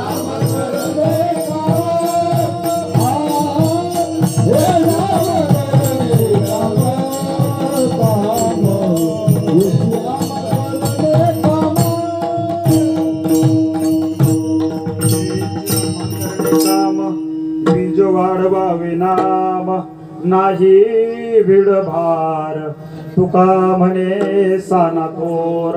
भीड तुका म्हणे भीड खोटी. भीड म्हणजे कसं माहितीये का? आपण नाही का म्हणत, मला तिथं जीभच उचला ना, भीडच होत नाही. भीड हा एक भार असतो. भार माहितीये का? भिडेचं फळ भिकारी पण असतं. भिकारी जे भीड धरतात ना, आपण लय बोल काय ते त्याचे लय काम होते. भीड धरलीच नाही पाहिजे. आणि तुकोबार आहे तर कळस आहे, कुणाची भीड नाही. चल हा, इतकं स्पष्ट सांगतात की बाबा तू घोकतोस नुसते अक्षर. काय करणार तू घोकून अक्षर? आहे का नाही? काहीच उपयोग नाही. नुसते अर्थविन पाठांतर कसया करावे, व्यर्थची मारावे घोकून या. तुला सगळं पाठ आहे पण काही कळतच नाही. भीड ठेवली नाही कोणाचीच. काय करणार तू? मगाशी सांगितलं ना, तीळ जाळीले तांदूळ, डायरेक्ट अटॅक. मी भीड कोणाची ठेवणार नाही, बिलकुल भीड नाही ठेवणार. तीर्थाला जाणार आहे, तीर्थयात्रेला जाऊन येणार आहे, त्यांच्यावर सुद्धा डायरेक्ट अटॅक आहे. तीर्थी धोंडा पाणी देव रोकडा सज्जन, मिळालिया संत संग. अनेक जण तुम्हाला स्वर्गाच्या आमिष दाखवतात, मग त्यांनी स्वर्ग सुद्धा सांगून टाकला की संतांचा संग तोच स्वर्गवास. स्वर्ग नरक तिकडे मेल्यावर कळण काय आहे ती, पण इथला स्वर्ग नरक मी सांगतो. तुकोबार आहे, कुणाचीही भीड ठेवत नाहीत आणि धर्म सांगायच्या बाबतीत अजिबातच भीड ठेवत नाही. तुकोबार आहे आम्हाला सांगतात की बाबांनो, भीड जर मी ठेवली तर हा धर्म आणि अधर्मातला तुम्हाला फरक कळणार ना कसा. मी जर सगळं चांगलं चांगलं, तुकोबार आहे तुम्हाला माहितीये, इतकं प्रेम करतात जनतेवर, इतकं सज्जनावर प्रेम करतात, पण दांभिकावर तितक्याच जोरदार प्रहार सुद्धा करतात. तुम्हाला माहितीये, ऐसे कैसे झाले भोंदू, कर्म करोनी म्हणती साधू, अंगाला वनिया राख, डोळे झाकून करते पापा, दावणी वैराग्याच्या कळा, भोगी विषयाचा सोहळा, तुका म्हणे सांगो किती जळो तयाची संगती. तरीही मायबाप एवढं सांगून सुद्धा गुजराती माणसाच्या नादी लागतातच आपले लोक. गुजराती कळतो का? कळतो का नाही? दाढीवाला, ते राजकारणातला नाही बर का. बापू टापू कापू मापू. अरे ज्ञानेश्वर महाराज कमी पडले का तुम्हाला? नाथ महाराज कमी पडले का? नामदेवराय कमी पडले का? जनाबाई कमी पडली का? तुकोबाराय कमी पडले का? अरे अशा येडपटायच्या नादी लागताच कशाला तुम्ही? किती बघा ना, सगळ्यात जास्त भक्त आपल्या महाराष्ट्रातले सगळ्यात जास्त आजही आहेत. दुर्दैव बघा, दुर्दैव. या वारकरी संप्रदाय इतका श्रेष्ठ आहे ना, इतका श्रेष्ठ आहे. किती श्रेष्ठ आहे? अरे एका सरदाराच्या पुत्राला छत्रपती करण्याची प्रेरणा देणारा हा वारकरी संप्रदाय, हे लक्षात ठेवा. शिव तुझे नाव ठेविले पवित्र, छत्रपती सूत्र विश्वाचे की. कोण आहे? जगद्गुरु तुकोबा. इतका श्रेष्ठ. आणि आम्ही तर येडपटायच्या नादी लागतो. काय करतात ते? आमच्या पैसा वापरतात, आमचं धन घेतात, आमच्या घरातल्या आया बहिणींचा उपभोग घेतात आणि त्यांना आम्ही साधू संत म्हणून पूजा करतो. लाज कशी वाटत नाही आपल्याला? आणि या बीड मधलं दुर्दैव सांगतो.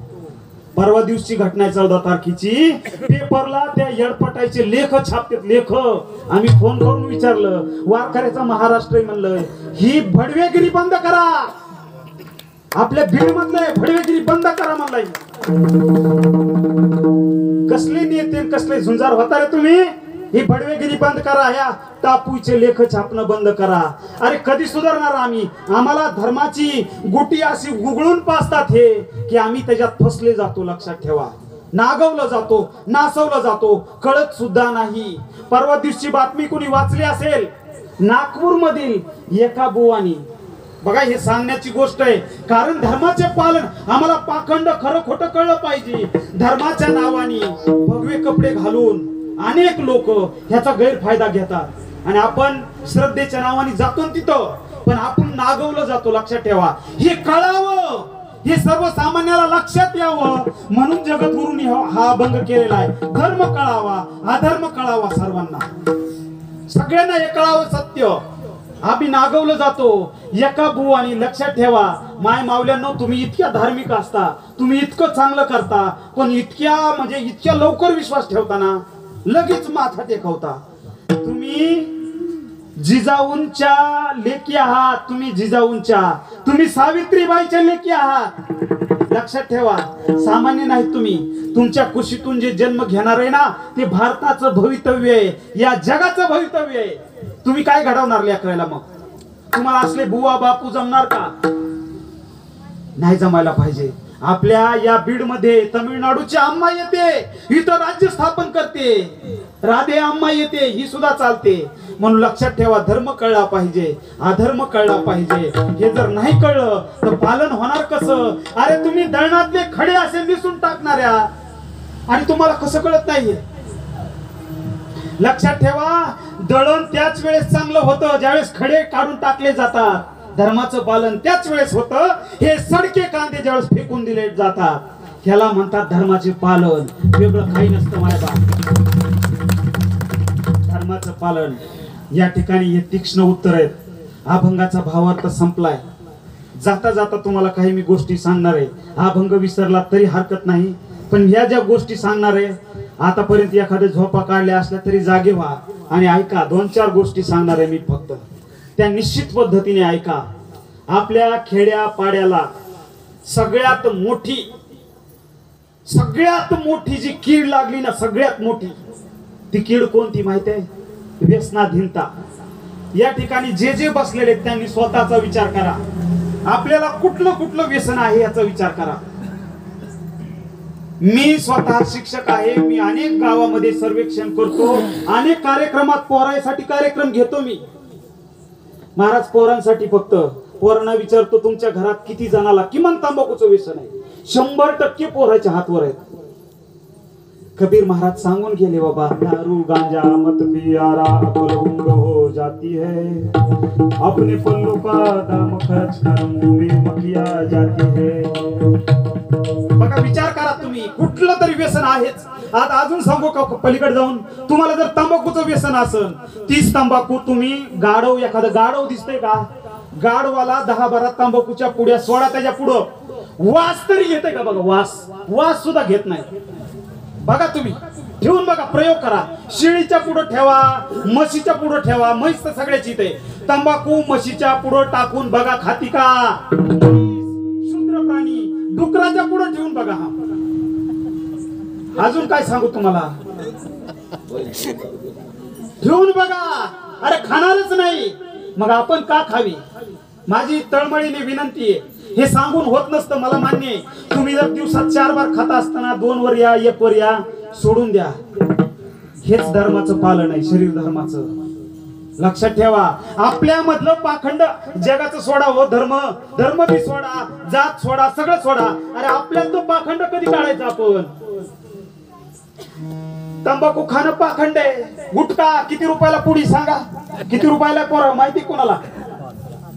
5 ला 10 ला. मला एसटी मध्ये एक जण म्हणला 40 ला पुडी घेतली. 40 रुपये. लोक बरं गिळता येते का? गिळता येते? गुटखा गिळता येत नाही, नुसती थुकायची. बरं तोंडाचा वास चांगला येतो ना त्यांनी? अरे कुठं बी कोंबडी हागल्यासारखं पळा पळा पळा थुकता. ही सांगण्याची गोष्ट नाही, जागा नाही, पण तरी सांगतोय मी मुद्दाम. मायबाप होतं काय? त्याने होतं काय? टाटा जर ज्याला कोणाला हौस आहे ना, 50 लाख रुपये बँकेत कॅश ठेवायच्या अगोदर आणि मग पुड्या तंबाखू खायच्या. मी कायसाठी सांगतोय? मी स्वतः टाटा कॅन्सर हॉस्पिटल मुंबईला जाऊन बघा काय हाल आहेत. ज्याला कॅन्सर झालाय त्याचे काय हाल आहेत. 50 लाख रुपये लागतात. 50 लाख रुपये.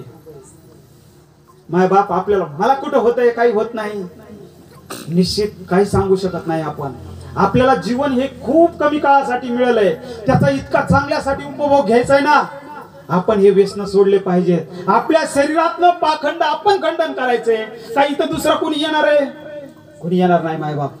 आपल्या खेड्या पाड्याला ह्या तंबाखूनी सगळे अर्थ. मला मालपाणी नाव काय तंबाखूवाल्याचं? मालपाणी. वा वा वा. मालपाणी आमची कोरडीच करून टाकली सगळी. मालपाणी काय ठेवलंय आम्हाला? मला सांगा. दारू आपण म्हणतो ना, अनेक जण म्हणते की शेतकरी आत्महत्या, शेतकरी आत्महत्या. दारू किती जण बघा, खेड्यापाड्यात दारूचे दुकानं नाहीत का? किती दारू पितात लोक, किती दारू. सगळ्यात जास्त ग्रामीण महाराष्ट्र दारू पितो, सगळ्यात जास्त. मग हे पाखंड कोणी खंडन करायचं? बरं दारू चांगली आहे असं कुणाला वाटतं? खरं सांगा. हे किती सांगितलं, सगळ्याला माहित आहे वाईट आहे, पिणाऱ्याला माहित आहे, पण असं का करता? मायबाप एवढं लक्षात ठेवा. आपल्या लेकराकडे बघा, आपल्या बाळाकडे बघा. अनेक मी रोडनी जातो ना, ह्या कितीतरी ऍक्सिडेंट फक्त दारू पिल्यामुळे होते. मायबाप ते लेकर त्यांच्या उघड्यावर येते, दारू पिऊ नका. आपला आपण विचार करा. या ठिकाणी आपल्या शरीर धर्माचं पालन करायचंय, शरीराचं रक्षण करायचंय ना. बस आजपासून मी माझ्या अंगातला एक तरी दुर्गुण फेकून देतो इथं. ही शपथ घेऊन जा. कीर्तन सक्सेस झालं आपलं. कीर्तन सक्सेस. एक तरी काहीतरी आम्ही सोडणार, वाईट गुण सोडणार. भाई मावल्यानं तुम्ही पण भरपूर करू शकता. फटकाच द्यायचा काही नाही. तुकोबारायांनी सांगितलेलं आहे बघा, स्वामी काज गुरु भक्ती पितृवचन सेवा पती. पतीची सेवा करायला सांगितली. दारुडा असला ना, लाकूड घ्यायचं बिंदास ठोकायचं. ही सुद्धा पतीची सेवाच आहे. दारू पिऊन आला तर बर का, काही नाही लाजायचं. तुमच्या हातात आहे. अरे जिजाऊंनी महाराष्ट्र घडवला, तुम्ही आपल्या नवऱ्याला तरी घडवा जर असा असेल तर बर का. बस मायबाप एवढं करा, खूप खूप आपले चांगलं होईल. दारू, या दारूनी कितीतरी चांगली माणसं आमची हिरावली. एवढं कशाला. आपल्या आज का कालच त्यांची जयंती होती बघा. आर आबा पाटील कशाने गेले आप्पा, कशाने गेले. आर आबा वारकरी संप्रदायाचं किती काम केलं त्यांनी. माळकरी होते, फक्त तंबाखून गेले. तंबाखूचं व्यसन होतं, कॅन्सर झाला. दुसरं अजून काय जिवंत उदाहरण देऊ तुम्हाला. म्हणून मायबाप हे जरी सोडलं तरी खूप आहे.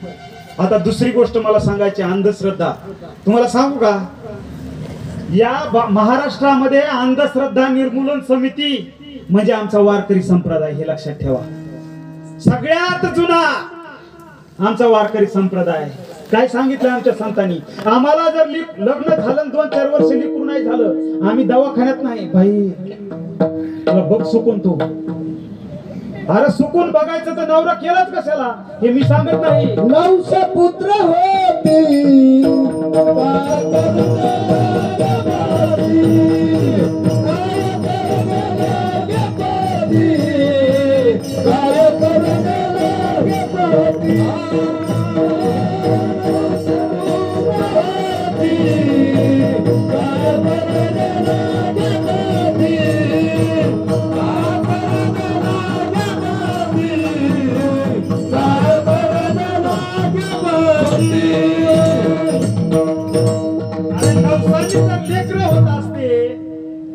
तर नवरा करायची गरज काय. तू कोबर आहे, काय गरज आहे. शेख मोहम्मद होऊन गेले आपल्या बीड जिल्ह्यात. माहिती का, वाहेरात नावाचं गाव आहे. शेख मोहम्मद महाराज म्हणतात, अरे बाबांनो, नवस बोलून तुम्हाला जर लेकर होत असतील तर वाघ, सिंह, लांडगे, कोल्हे, कुत्र, मांजर ह्यांना कसं काय लेकर होते. ते कुठं जातात नवस बोलायला. असं काहीच खरं नसतंय. खरंच काही खरं नसतंय. आपण इतक्या लवकर भावनिक होतो आणि नागवलो जातो. मला सांगा बरं, नारायण नागबळी नावाची पूजा खरंच सत्य आहे का. हे मी सांगत नाही, भारतीय ज्योतिष परिषद यांनी अहवाल जाहीर केलाय की नारायण नागबळी हे एक थोतांड आहे. तुकोबांच्या भाषेत हे एक पाखंड आहे. किती जण नाशिकला गेले सांगा बरं, आणि किती जणांचा फायदा झाला. काहीच नाही मायबाप. आपण नागवले जातो. आपल्याला कोणी बोलवतं का. आपण ब्राह्मण समाजाला नाव ठेवायची गरज नाही. ती बोलवतात का, या म्हणून या, आणखी या करून द्या पैसे. आपण जातो का. अरे एवढे आमचे वारकरी संत सांगून गेले तरी आपण का वागतो तसं. आणखी बघा, आपल्या दरिद्रीचं, आपल्या गरिबीचं महत्वाचं एक कारण सांगतो तुम्हाला. ब्राह्मण समाज, मारवाडी समाज कधी कंदुरी करताना किती जणांनी बघितला. खरं सांगा, बघितला का. अरे मग ते आपली पूजा करते, अर्चा करते, ते कापीत नाही. आम्हाला का बरं जोर येतो. एक बोकड कापायचं असलं किती खर्च येतो. 10,000, 20,000, 30,000. काही जण 10,000 बोकड कापते. महाराष्ट्रामध्ये लक्षात घ्या, असे अनेक ठिकाण आहेत. गाडगे बाबाचे एवढे उपकार आहेत आपल्यावर, माहित नसेल. त्यांनी हजारो ठिकाणचे रेडे कापणं, बकरे कापणं हे बंद केलेले. आम्ही ते कापतो. आणि त्यांनी खरंच बरं साधं उदाहरण सांगा, शिळीचं लेकरू कापलं, खरंच आपल्याला देव पुण्य करीन का हो. देव आपल्यावर कृपा करीन का. आणि तो भिकारडा देवच कोणता की जो तुम्हाला हे खायला मागतो काहीतरी. ते देव कसं काय होऊ शकतो. ऐशी सेंदरी हेंदरी दैवते, सेंदरी हेंदरी दैवते. कोणती कोणती पुजी मुते खेते. आपल्या पोटाची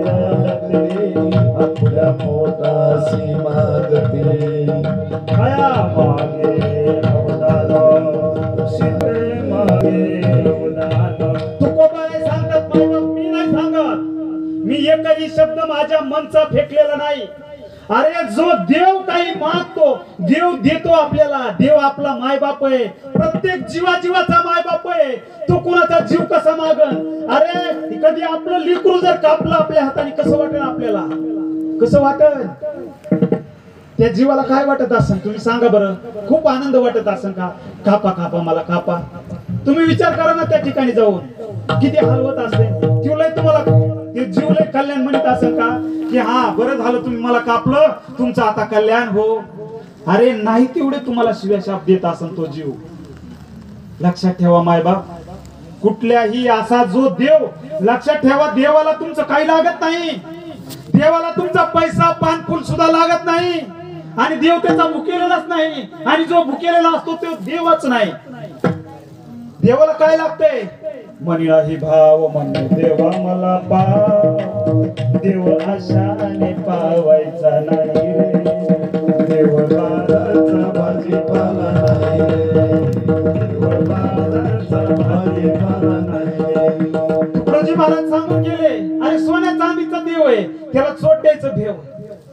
देवाला काय लागतं तुमचा अंतकरणातला शुद्ध भाव द्या. बाकी देव कशाचा नाही. तुम्ही पान फुल नका घेऊ काहीच घेऊ नका. आणि हे बकरीन कोंबडे खाणारे देव तर देवच नाही.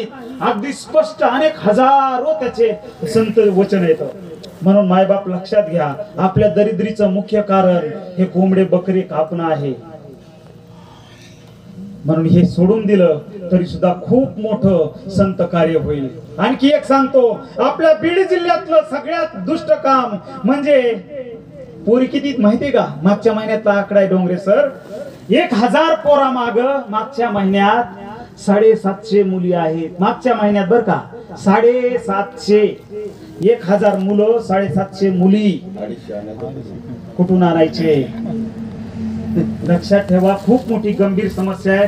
आपण मुलगी झाली तपासून आता खरंच प्रबोधन झालंय. खूप कमी प्रमाण झालंय. इथं तुम्हाला सांगू का काही बी होऊ द्या ना. होऊ द्या 2 होऊ द्या. एखाद्याला लईच हाऊस असली तर होऊ द्या. तसं होऊ नका देऊ.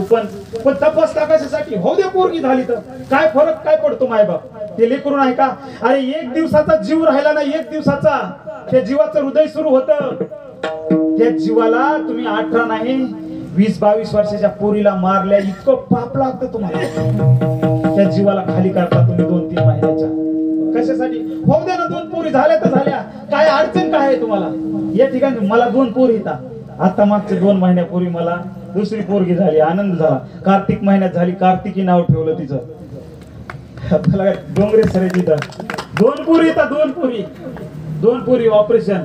क्रांती ज्योती सावित्रीबाई फुलेचं नाव ठेवलं. काय म्हणजे काही नाही जीव आहे. आणि आपण किती दिवसाचे आपण नाव घेतो बघा. कार्यकर्ते व्हायला आपल्याला खूप आवडतं. शरद पवार साहेबाचा कार्यकर्ता राष्ट्रवादीचा कार्यकर्ता. पवार साहेबाला किती लेकर येतं. किती इथं. मुंडे साहेबाचा कार्यकर्ता. मुंडे साहेबाला किती लेकर पोरी. प्रॉब्लेम म्हणजे मी असं म्हणत नाही की पोराचा द्वेष करा. पोरगी होऊ पोरं हो काही होऊ द्या ना. अडचण काय आपल्याला. 2 होऊ द्या तुम्हाला. पण असं करू नका मायबाप की फक्त पोरगी म्हणून खाली करू नका. बीड जिल्हा यासाठी आपला खूप माग. ही मानसिकता तुम्ही बदलू शकता. तुम्ही जर ठरवलं ना बहिणी बाईच्या मनावर लक्षात ठेवा. आणि पोरीसारखी माया पोर करीत नाहीत बरं का. इमानदारीने करीत नाहीत. म्हणून मायबाप तुमच्या हातात आहे. मावल्यांनो पोरी ह्या आता भविष्यातल्या तुम्ही नवरे येतात. तुम्ही लक्षात ठेवायचंय. काही हो नाही तपासणार म्हणजे नाही तपासणार. हो दे जे व्हायचं ते होईल. म्हणून एवढं जर केलं तर या निसर्गावर आमच्या जगद्गुरूंनी तर प्रत्येक ठिकाणी पोरीला पहिला मान दिलेला आहे बघा. कोळीकडनं पुत्र वकी जय साथी. कोळीकडनं पुत्र वकी जय साथी. कोळीकडनं पुत्र वकी जय साथी.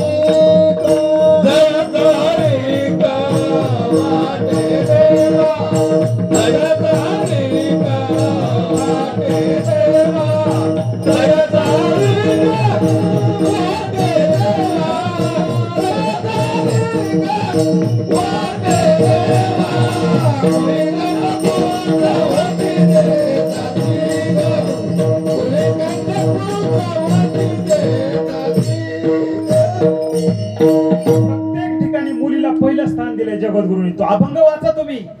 4800 अभंग आहेत. वाचा तुम्ही. कुळी कन्या, कन्याला आधी स्थान आहे.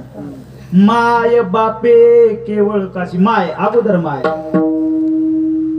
तुम्ही माय बाप कृपावंत, माय अगोदर माय.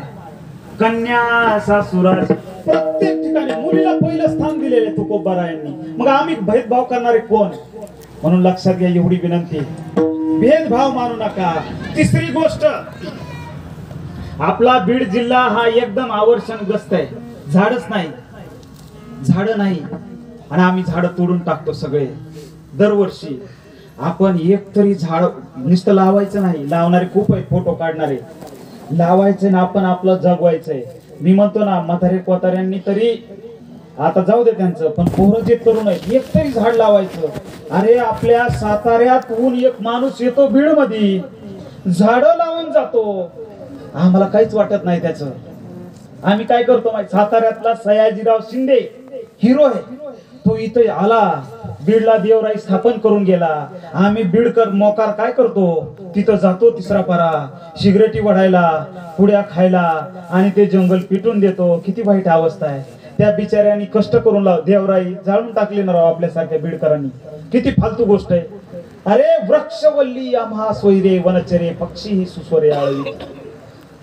आणि आम्ही ते झाड प्रत्येक वर्षी एक तरी झाड जगवा. झाड हे विठ्ठलाचं जिवंत रूप आहे, लक्षात ठेवा. म्हणून दरवर्षी एक कुठलंही लावा, एक लावायचं आणि एक वाढवायचं. एवढं जरी केलं तरी खूप मोठं महान कार्य होईल. आणखी एक शेवटचं लास्ट सांगतो. आता मला साधं खरं खरं सांगा, मोबाईल किती जणांच्या जवळ आहे? अँड्रॉइड मोबाईल किती जणांकडे आहे? फक्त हात वर करा साधा. अँड्रॉइड मोबाईल किती जणांकडे आहे? लाजू नका. अँड्रॉइड मोबाईल, मोबाईल सगळ्याच्या घरी आहे का नाही? हो, नाही तर नाही म्हणा. आहे का मोबाईल? आजी मोबाईल आहे का घरी? आहे. दोन दोन तीन तीन मोबाईल. बरं आता इमानदारीने सांगायचं बरं का, ज्ञानेश्वरी किती जणांच्या घरी आहे? बघा. गाथा, तुकाराम गाथा किती जणांच्या घरी आहे? मला सांगा माय बाप, आपल्या आपण मनाला बी विचार करा, आपल्या घरी आहे का? मग पोराला काय द्यायचंय? मोबाईल मधून काय मिळतंय? पोराचे डोळे खराब झाले. आता डोळे तपासायची स्कीम आली आमच्या शाळेमध्ये, शाळेतच तपासायचे डोळे. तसलं चित्र जवळजवळ 20% पोरायला शेवटची ओळच दिसत नाही. हे रियालिटी. कशामुळं? मोबाईल आपल्या प्रत्येकाच्या घरी माय बाप, पण गाथा ज्ञानेश्वरी नाही. आम्ही काय बीज वाढवणार आहे? काय धर्माचं पालन करणार आहे? म्हणून गाथा, एक व्याख्यात्याने मस्त सांगितलंय, अरे ज्याच्या घरात नाही गाथा त्याच्या पेकाटात घाला 10-12 लाख. काय मग तुम्ही वारकरी कीर्तन ऐकायला येऊन उपयोग काय? गाथा घरी नसेल तर काही उपयोग नाही. ज्याच्या पुस्तकाचं कपाट पाहिजे, मोबाईल नसला तरी चालन. ह्या डबक्याने काय केलंय? नवरा नाव जाग्यावर ठेवला नाही, बायको जाग्यावर ठेवले नाही, म्हातारे पार पागल झाले त्या मोबाईलने. काही नाही मोबाईल मध्ये. आणि ते खरं नाही. सगळी कसली दुनिया ही? सगळी कृत्रिम दुनिया, खोटी दुनिया. ज्याला गलित विचारित नाही कुत्र, फेसबुकवर त्याचे 5000 मित्र. बरोबर का नाही? काय किती लाईक आले मोजा. अरे काय लावलंय तुम्ही? गाथेचे अभंग वाचा दररोज. हे आपल्याला बीज वाढवायचंय, लक्षात ठेवा. आणि लास्ट सांगतो माय बाप, सगळ्या तरुण मुला आणि मुलींना शेवटचं, आणि या ठिकाणी सेवेला पूर्ण काम देणार आहे. शेवटचं, तुम्ही कधी मंदिरात नाही गेलात तरी साधू संताला काही फरक पडणार नाही, देवाला काही फरक पडणार नाही. पण मायबाप, सर्व तरुणांना माझी कळकळीची विनंती, आज सर्वात जास्त उपेक्षित कोण आहे? या घरातला ज्या बापानं सगळ्या खस्ता खाऊन कमवलं, करून ठेवलं, तो बाप ज्या माईनं 9 महिने पोटामध्ये वाढवलं, ते माय आणि बाप आज एकदम उपेक्षित आणि एकदम असं जीवन जगतायत ना की जणू ते काय भिकारी इथं. काही होऊ द्या. अरे वारकरी संप्रदायाचा पाया ज्याने रचला त्याने कुठला होम हवन यज्ञ केलं नाही माय बाप. त्याने केलं काय? पंढरीचा वैकुंठीचा देव आणिला पुतळा, धन्य तो आगळा पुंडलिक. काय केलं त्या पुंडलिकानं? अरे फक्त मात्या पित्याची सेवा केली, विठ्ठल त्या ठिकाणी उभा राहिले, पांडुरंग परमात्मा आई बापाची सेवा करणं सोडलं नाही. किती वाईट योगी 28. अरे विठ्ठल माझा म्हणतो, तुझ्यासारखा आई बापाची सेवा करणार लेकरू असलं ना, माझ्या पाया नाही पडलं तरी जमन. एक काय दोन काय 28 युग मी वाट बघतो ना तुझी. अरे आई बापाची सेवा करा रे. सेवा म्हणजे त्यांचं असं पाय चोपीत बसायची गरज नाही. मतभेद किती होऊ द्या माय बाप, आई म्हणजे पोराचे आपले मतभेद होणार. मतभेद झाले म्हणून आपल्या माय बापाला लगेच मनातून तोडून टाकू नका ना. मतभेद होणार एखाद्या गोष्टीवर, मतभेद झाले म्हणून मनातून टाकून देऊ नका. आपण काय 1000 वर्ष जगायला कुणी आलेलं नाही. म्हणून माझी कळकळीची विनंती सगळ्याला, तुकोबारायांनी आम्हाला देव सांगितलेला आई बापामध्ये, माय बापे केवळ काशी तेने न जावे तीर्थाशी. पुंडलिके काय केले परब्रह्म उभे ठेले, तैसा होई सावधान हृदयी धरी नारायण. तुका म्हणे माय बापे अवघी देवाची रूपे, तुमच्या घरामध्ये विठ्ठल आणि रुक्माई आहे, त्याचं दर्शन घ्या, जिवंत आहे. म्हणून माझी सगळ्या तरुणांना कळकळीची विनंती, काही हो किती मतभेद हो मनभेद हो, आपल्या मनातून आई वडिलांचं स्थान कमी होता कामा नये. एवढं जरी केलं ना तरी हे आणि हा सप्ताह खरोखर यश असं या ठिकाणी म्हणता येईल. बाकी काहीच नाही. खरोखर किती करतो बाप, किती करते माय. अरे आमचे स्वामी विवेकानंद सांगतात, तुम्हाला माईचं दुःख जाणून घ्यायचंय ना, एक गोष्ट करा पुरुष मंडळी, 10 किलोचा एक दगड घ्या, 9 महिने नाही, 9 आठवडे नाही, 9 तास सुद्धा नाही, फक्त 9 मिनिट तुम्ही ते 10 किलोचा दगड आपल्या पोटावर बांधून आपलं काम करून बघा. त्या आई तुम्हाला कळेल, ती आई कधी उपेक्षित होता कामा नये. एवढं जरी केलं माय बाप तरी खूप झालं, खूप झालं असं या ठिकाणी मला वाटतं. म्हणून तुम्हाला परत एकदा सगळ्यांना विनंती करतो, धर्माचं पालन करायचं ना, स्वधर्माचं पालन. तर ह्या सगळ्या पाखंडी खोटारड्या गोष्टी आपल्या जीवनातून बाजूला सारा. नामस्मरणाचं बीज आपल्या अंतःकरणात पेरा आणि आपल्या वाटेमध्ये कुणी आलं तर तीक्ष्ण शब्दात त्याला सांगा, हेच आमचं काम आहे, कुणाची भीडभाड ठेवू नका. हाच या अभंगाचा या ठिकाणी भाव आहे. एवढं बोलतो, बोलण्याच्या ओघात, सांगण्याच्या ओघात अजून कच्चा गडी तुम्ही सगळ्यांनी एक साथ दिली, मला आनंद वाटला. रामनगर मध्ये 3रं वर्ष सेवेचं, 2 वर्ष प्रवचन केलं, या वर्षी कीर्तनाची सेवा दिली. खरोखर आनंद झाला. खूप सात्विक असा या ठिकाणी सर्वांना निर्माण केला. सर्वांच्या चरणी नतमस्तक होतो. लक्ष्मण महाराज रामगडकर यांच्या चरणी आणि तुम्हा सर्व भाविक भक्तांच्या चरणी झालेली ही येडी वाकडी सेवा, येडे वाकडे शब्द काहीतरी नक्की घेऊन जा. या ठिकाणाहून एकतरी शब्द घेऊन जा, एवढं या ठिकाणी बोलतो. सेवेला पूर्ण विराम देतो.